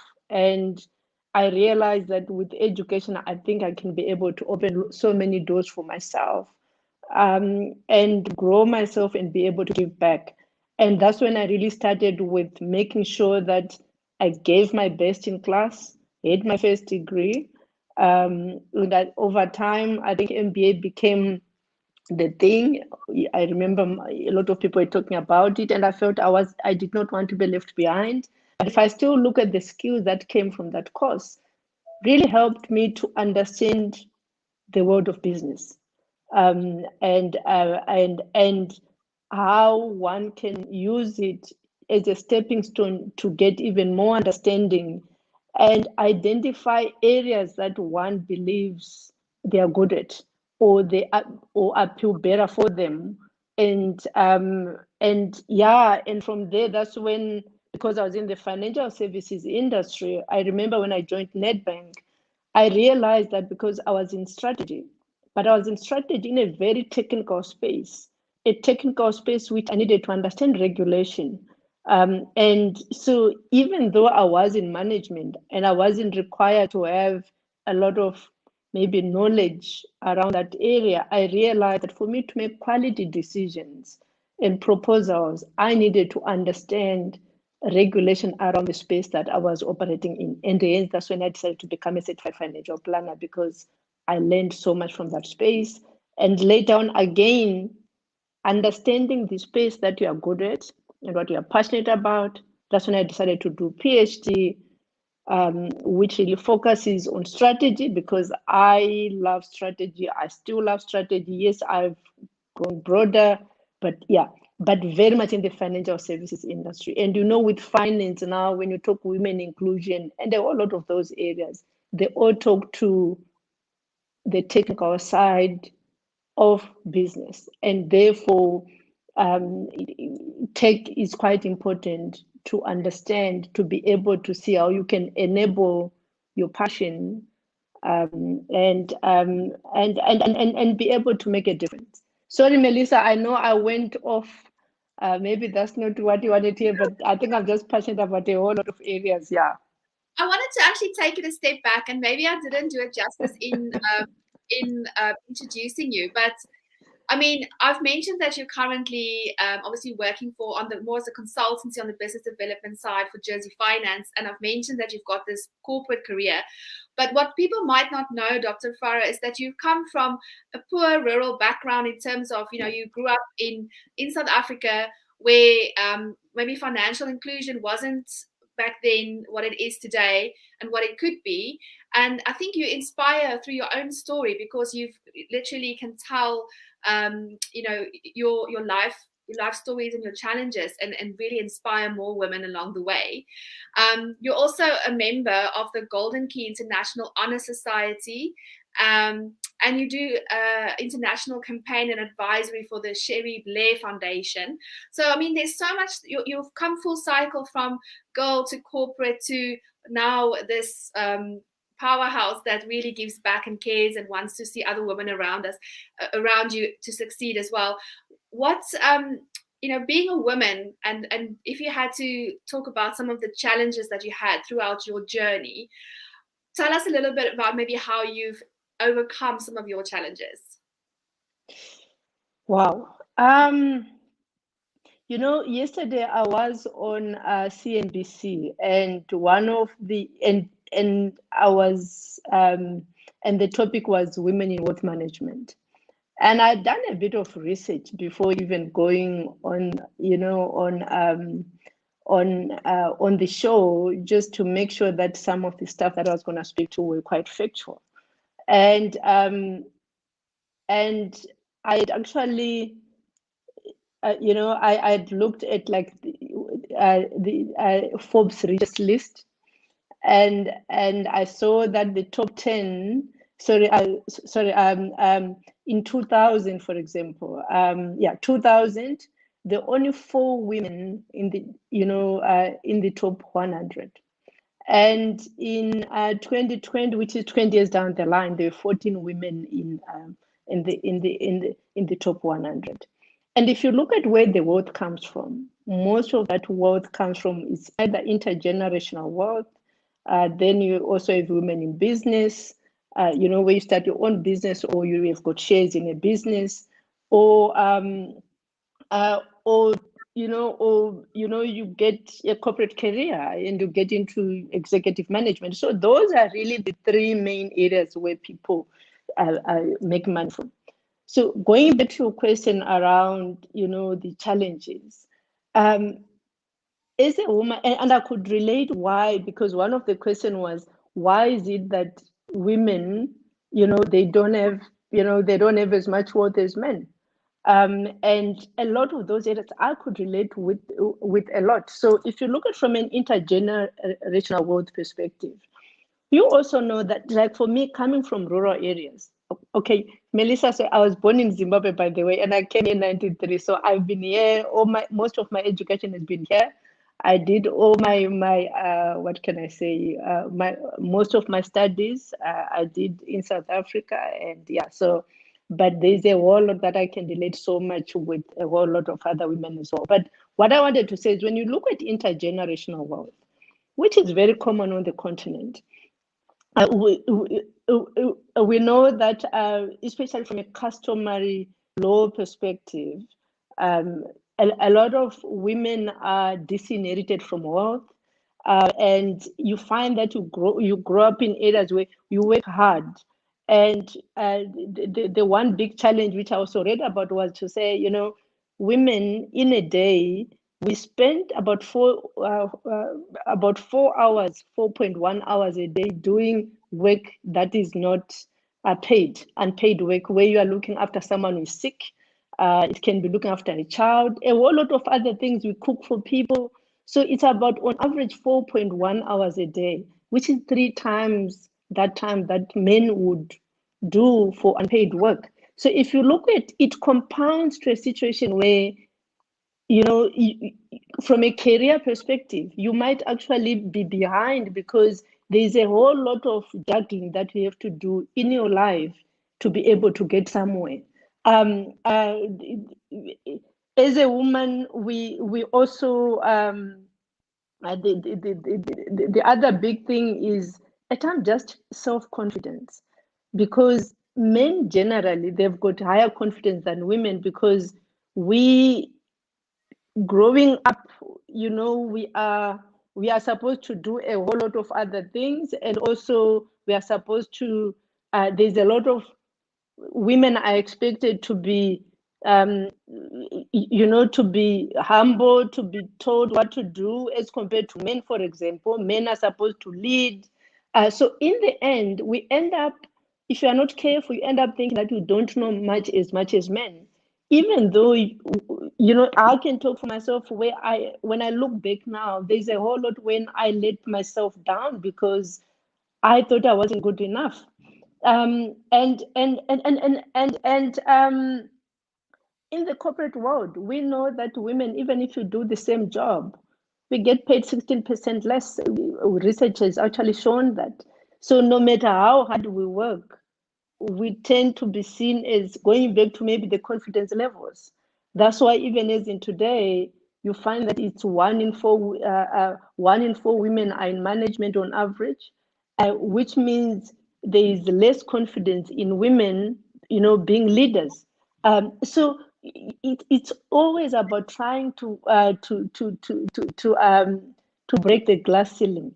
And I've realized that a lot of times women have to work harder, 2 or 3 times harder.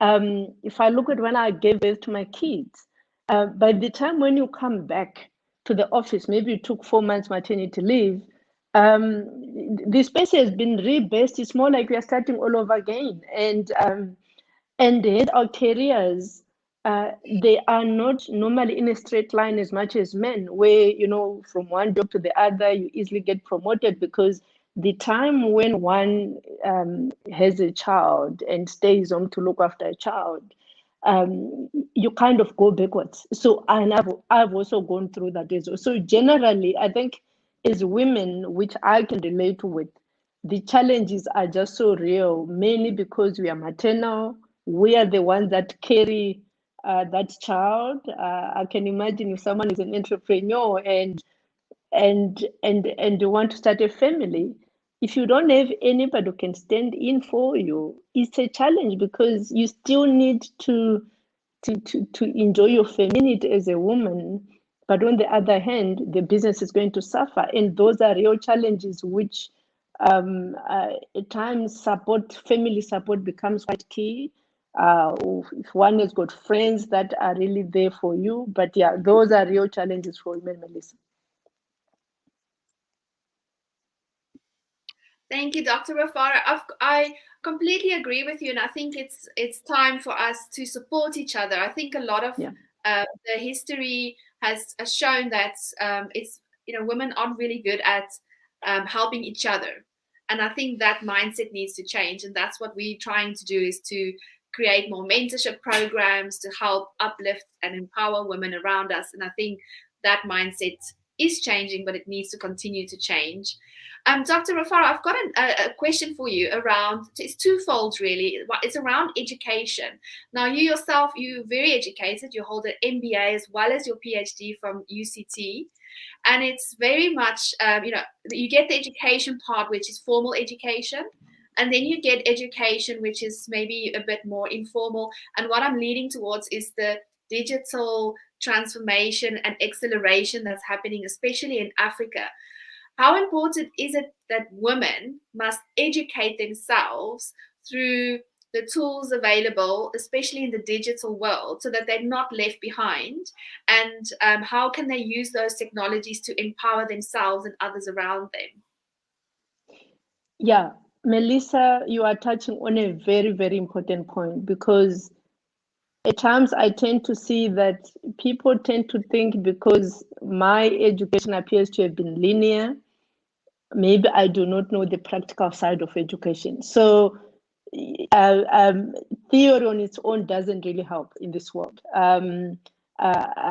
If I look at even when I did my PhD, because it was about South African companies expanding onto the rest of the continent, I also made sure that I spent time on the continent to make sure that whatever theory that I was picking up, I could make it practical. So going back to what we are raising now, Melissa, I cannot express it, strong enough in terms of really making sure that whatever you do, the education that you have, you utilize it well. In fact, you need to start by actually acquiring the right education that you believe your business actually needs. And for me, I always say, start with the business that you are passionate about, research about whether it's a product or the tools that you need to be able to effectively run your business, and then also explore what's actually on the market. And I think this I can relate with, because though I'm working for Jersey Finance, I also have a consulting company which I started. And if I look at when I started that company, I registered it in 2019, and I got my first big contract in April this year. I remember very well that when I started, I also had to ask, some friends in terms of setting it up, what I needed, the tools, and a whole lot of other things.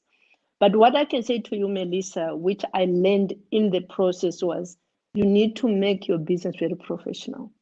And because if you're not professional, and remember, we've got a lot of this venture capital, we have got people that are sitting on the sidelines that might want to fund your business. And they are going to look and say, let's check on the turnover of the company, how the company is run, a whole lot of things that they check before they can say, you know what, we want to participate in your business. So you find technology becomes very key. For me, the things that I even had to do was to say, I even started off with making sure that I'd chosen the name long back, but I went out to make sure that my logos, my business cards, everything was done professionally. So I had to look for technology to be able to do that. I tried to do it myself, and I saw that it was taking time, but I look for a partner who could. So even now, I even have like my presentation template, everything which really aligns with me, so that I bring that professionalism.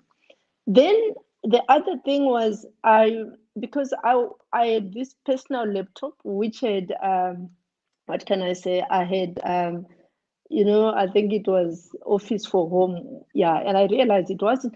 I went to make sure that I get the right professional office that I pay on monthly basis. to make sure that when I do, whether it's my Excel spreadsheets, in my PDF, everything is very professional. I even went out to look for someone who can host my website. I asked for someone to help me with my website itself as well. And so what you are saying, Melissa, I can relate with it a lot because I had to look at what technology do I need for my business, for people to trust my business and believe that I know what I'm doing. Because at times one can be very smart. You are very passionate about your business. You know your business. The other day I was speaking to my daughter because she is an investment analyst. She actually works for a private equity company. And then I was asking her to say, because I've got some colleagues who are also looking for funding. And I said to her, what are the things that, a private equity firm looks at if they want to consider funding someone? And all these nuances really matter. Even having the email address where I say to her, I'm glad that I'm paying for my domain because I went to look for, I made sure that my email address is not a Gmail address. And she also said, Mom, as long as you now have a Gmail address, it creates an impression of, is it a real business or not? So at times it's really all those small things that at times we think because I'm an entrepreneur, I'm starting, maybe they're not necessary. But unfortunately, if we have that Gmail email, it's going to stay as the Gmail email because that's what a lot of people are going to know you about. And so at times it's quite important when you start to try to really focus on what do I need to do to make sure that my business is professional from day one. Because when it's professional, it can also attract other people, even though you might not have all the other, knowledge to do certain things.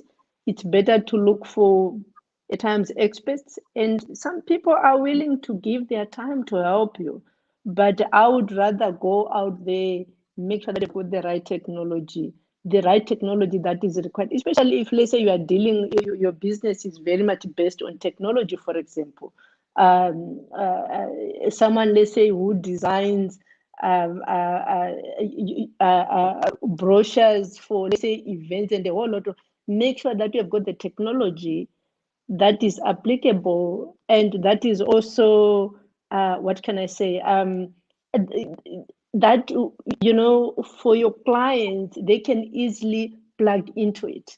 Because if you also go for something at times cheap, which at times you say, what, because this is cheap, I can do whatever I need to do. But if your clients, if your clients cannot plug into it, and adapt whatever they might need to adapt, you might find yourself losing business because some clients do not want stuff that is quite restrictive. So for me, technology, I can relate so much, especially with my business, Melissa, and I'm very proud of myself having it started from that good note, even though initially it was like I want to save money. But I'm glad because I find that people really see my business as professional just because I decided to invest in technology. I think when you're talking about investing in technology, I think sometimes the scare comes from, it's going to be very expensive. Yeah. I'm not going to be able to use it. It's going to be way over my head. I'm going to need a degree just to understand it. And it's actually not true, because if there are so many free add-ons and apps out there, if you're starting your own business, I mean, there are hundreds. A few that I've used for my own consultancy back in the day when I worked for myself was, things like you mentioned before, Canva, just to design things. So you don't have to hire a marketing person. You can design your own things. Or Trello, for instance, to manage your day and diary. Or you get things like Slack, where you can contact teams very easily. There are hundreds of tools out there to create all sorts of great stuff. Not to mention the Google. If you're going to Google, obviously you have your own domain name, but you can get all of the sheets and the docs and all that kind of stuff. And there's free training online. I know Google's now doing a Digital Africa course that you can join that's free. I mean, there's so much free stuff out there, Yeah. and so it's not so expensive if you think about. You must just understand what it is, what's your goal, and where to spend your money, because you will obviously invest in some areas, but it's not as much as you think, and it's very user friendly. It doesn't, anyone can do it. I even showed my sister the other day, and she's definitely not tech savvy to how to create. She's done one of our WordPress workshops, and so she's learning as well. So I think it's anyone can do it. Doesn't matter what age you are. It doesn't matter where, whether you're living in a town or in a rural area. I think the challenges in rural areas obviously are different with regards to connectivity, data, and that sort of things.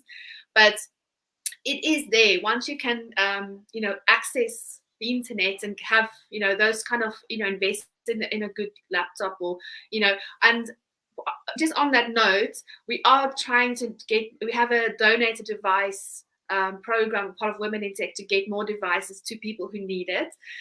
So do reach out to us if if you are able to either donate, or if you know of a school or a library or somewhere that needs more devices. So these things are all to try and empower more people to get onto the internet, to get access to the education that's available, to get access to the tools, to have a business online, and to really help empower women. So I think that's so important, is to know that it's not as expensive and it's not as difficult as you think. You just need to have that right attitude, and you will get help. And reach out to the Women in Tech team, and see where and join networks and groups of like-minded entrepreneurs and things like that. So I'll definitely encourage people to do that. And just in terms for you, Dr. Rufaro, what's next? Why should we be obsessed about strengthening the entrepreneurial ecosystem, especially in Africa? Melissa, I was reading some research because about 2 weeks ago, I did a presentation to some African entrepreneurs. And when I just did a bit of that research, what was quite clear was that 80% of employment on the continent comes from entrepreneur people that started their own businesses. And 50%, about 50% of the African GDP comes from also businesses that have been started by entrepreneurs. So you can imagine the contribution that it makes on the continent. And for me, I always talk about, because if you are talking about 80% of employment comes from people that have started their own businesses, it basically means you are being able to feed someone's family. Yes, it might not be a very high-paying job, but by being able to create employment and really bringing new ideas, it is something which is quite big. For me, Melissa, one thing that I think we as Africans need to start doing more and more is, as long as we allow people outside Africa, let's say the West, to come and develop Africa for us, they are going to bring their own ideas onto the continent. And the question is, we know our problems. We know what is pertinent to us. And it's quite important for us to come up with solutions that solve our problems. We know how those problems made us feel. And especially maybe when we were younger. And if you do not want a certain problem to affect someone who is in that very same space where you were in when you were younger, it's quite important for us to start finding those solutions for those problems, because we know how it feels, we know the impact. And when we come up with solutions ourselves, it makes it, because we are going to come up with solutions that really solve our problems effectively. And if you also look at the continent, like right now, from a digital economy perspective, I think this is where, from a digital perspective, it has really managed to reach. Even my mother was sitting in rural areas, to so many far places, in such a way that whatever solution that one comes with, it actually solves a problem to many more people, because the probability of having many people having a similar issue is actually quite high. And also the fact that now we have mobile phones, all over the show. It means digital solutions can actually reach quite far, and we can try to bring a lot more people into to participate in the economy. Because if you do something even very simple, the fact that now we can send money on the mobile phone to someone who is maybe looking after cattle in the bush, wherever they are, they can take that money and go and purchase something. And whatever they purchase, they are already creating, it's already an economic activity. So for me, I strongly feel that it's really quite important, because we increase employment, we solve our own problems. It really also helps, especially even to start even creating even more awareness, bringing more confidence, showing, because there are a lot of women with a lot of ideas, but because maybe they haven't seen what is possible from a woman perspective, we can lead and show them what is possible. And we can actually create this, what can I say, this wave of really transforming our continent. So economic activity can only be positive. It reduces burden to the government. Depending on where that money is going to be invested, money can be used to start to create infrastructure. So there's just a whole lot. That's why they tend to say, when a woman has got money, money is not just a means to an end for a woman. It's a means to so many ends, because many times we look after someone else's child. We look after a neighbor's child. We send someone else to school. We, like I said earlier about, we do so much unpaid work, which means there's a whole lot of the caring that we do. And when that entrepreneurship really happens, where we start to earn more money, we can be able to do more with that money, which can help people live better and really solve a lot of problems on the continent. That is definitely great, and I think I can agree with you with regards to women. When our Women in Tech manifesto says, when women rise, we all rise. So It really is paying into that, because we do tend to be the carers of our communities and our societies around us. So Dr. Mafara, in terms of, for yourself, are there any projects that you are currently involved in that you want to, highlight, or what is next for you in terms of the impact that you hope to have to women in South Africa or across Africa? Yeah, what I can say to you, Melissa, is my work with Jersey Finance. I'm really finding that it's making me become that torch bearer of what is possible, especially for women on the continent. Because if I look at when we have that weekly meeting, I'm the only African in that meeting. I've got colleagues like someone who is in Shanghai, Dubai, Singapore, New York, where I'm now operating at this global level. And what I made very clear to my CEO, even my deputy CEO when I started, was I'll be bringing African narrative in the boardroom.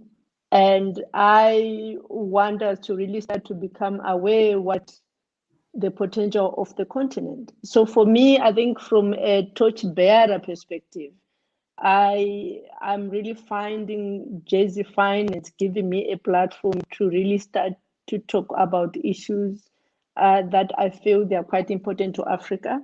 But a lot of issues for me, very much women issues. Hence that session that I mentioned where I was on CNBC, it was women in wealth management, because we also know that women in finance, there are very few women in finance. And if I can be, that person who can bring some of the issues around women, why our world is less, as compared to men, what needs to be done to improve, what needs to be done to support, especially young women, is something that I feel that I've got that platform. The other one is I feel very humbled, Melissa, to work with you as a team, um, especially women in tech, because it really talks to bringing more women into that boardroom. Because if you look at science, engineering, and especially from a tech perspective, it's those are the areas where we've got less and less women. So the more we participate and create platforms and support them to actually be the best they can be, the more we can change the narrative, and also even policies in these organizations where they work. Because if one is in the boardroom, you find an opportunity to bring an agenda item that is very pertinent to women, which at times men around the table, they might not see it as a big issue. And yeah, so for me, it's a platform that I feel the more we share, the more we increase confidence for women in tech to really start raising issues whenever they've got a platform. And also the Sherry Blair Foundation for Women, it's also a platform, I think, from a global level, where as their campaign advisor on the continent, it's also about raising African women issues, especially to the international community. So for me, those are mostly the areas that I'm involved in now. But I always try to find, like now I'm writing my book, my personal book, and I also write some thought leadership articles. I know that I've got an event, I think in September, where I'm going to participate on the Africa debate. And yeah, it's very much Africa women issues. And yes, we need to support each other, Melissa. You can say that again, women supporting other women. I think we can only become stronger. And it makes it easier for especially the younger women to know what they can be and what can be achieved. Definitely. Thank you. And it's always been a pleasure having you as part of our events, Dr. Rufaro. You always are so real. You just, you can relate to the stories that you tell because you've lived through them yourself.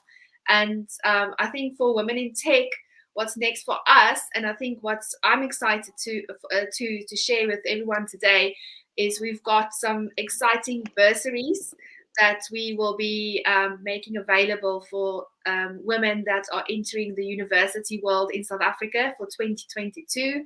So there will be we're having some more events that will be announced on the 9th of September on how to apply for a bursary, which we're very excited about. And there's a number of bursaries, so I think we want to have as many applicants as possible.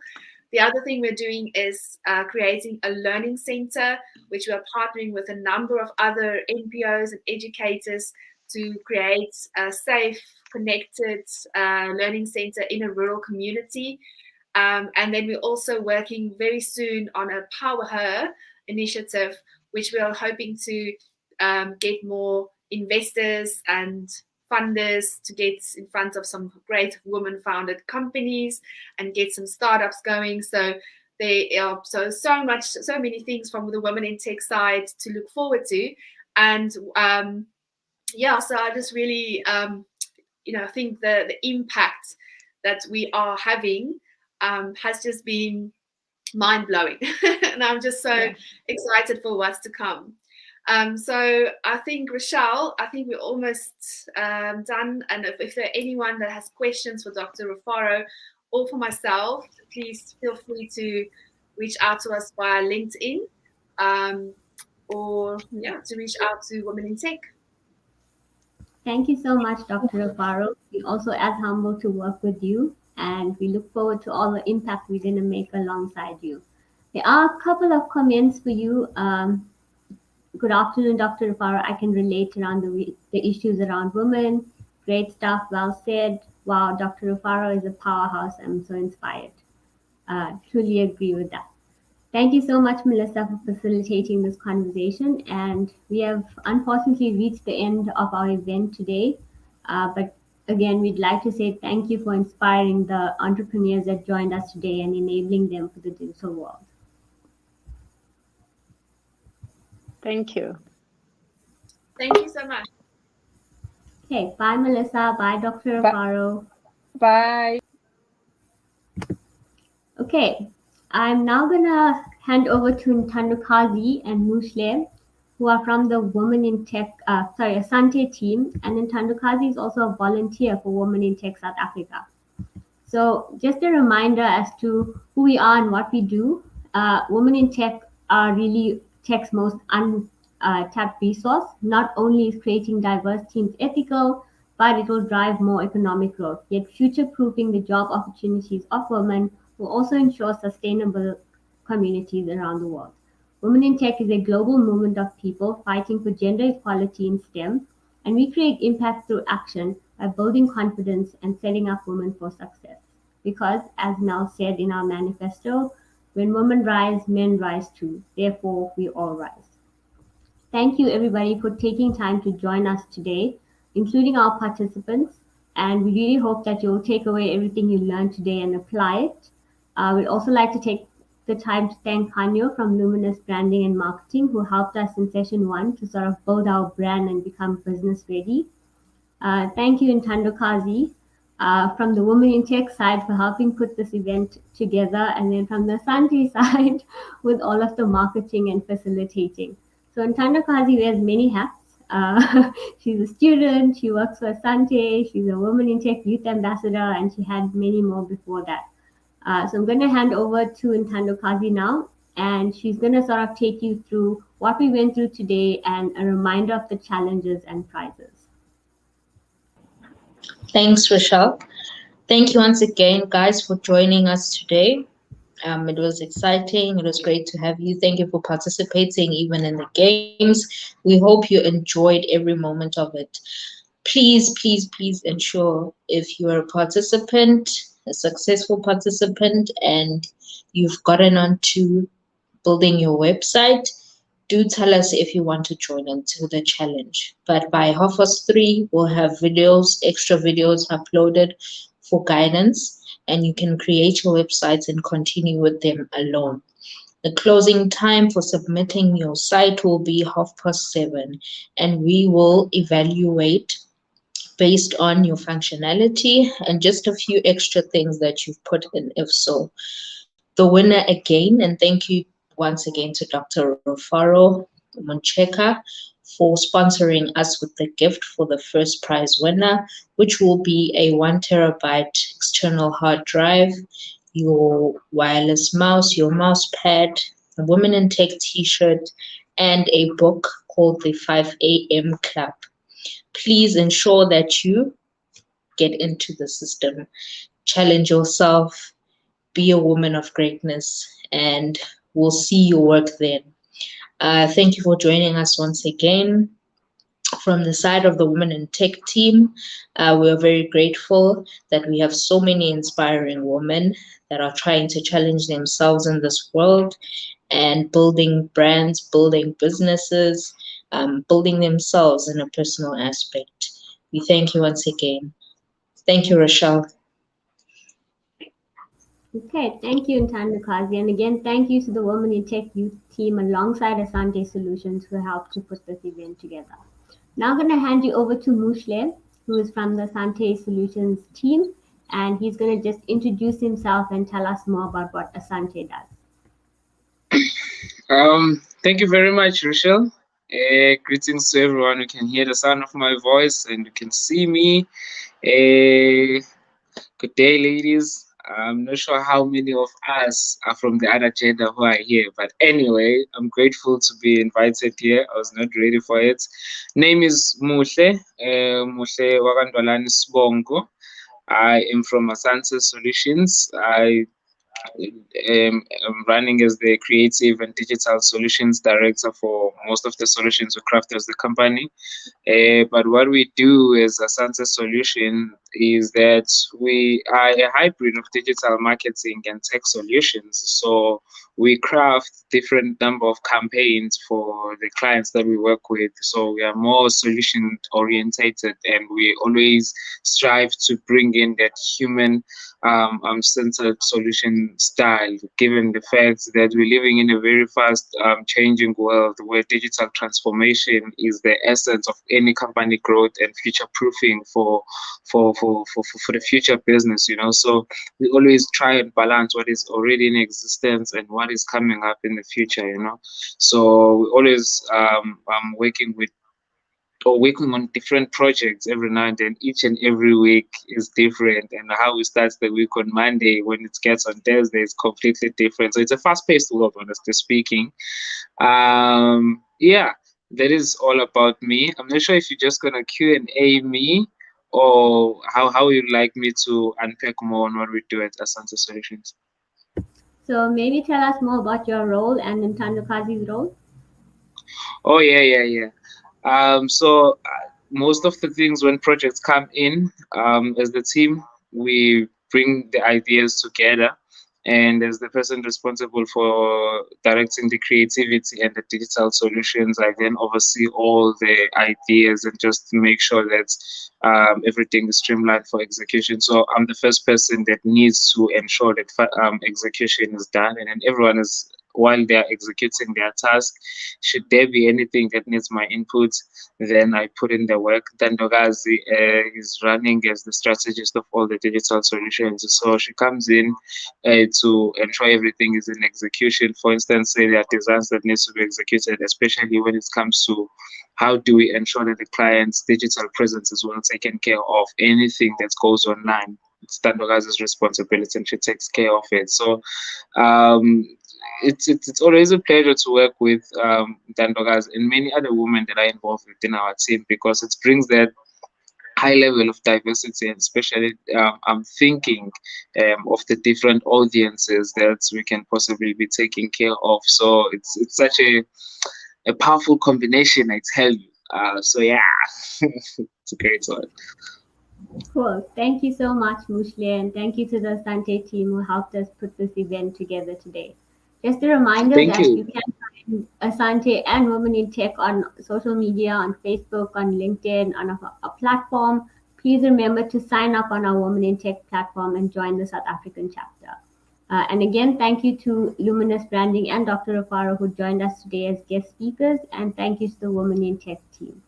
I will be closing the broadcast now, and you can please do challenge yourselves, and we will be announcing the winners later today on our social media platforms. Thank you, everyone.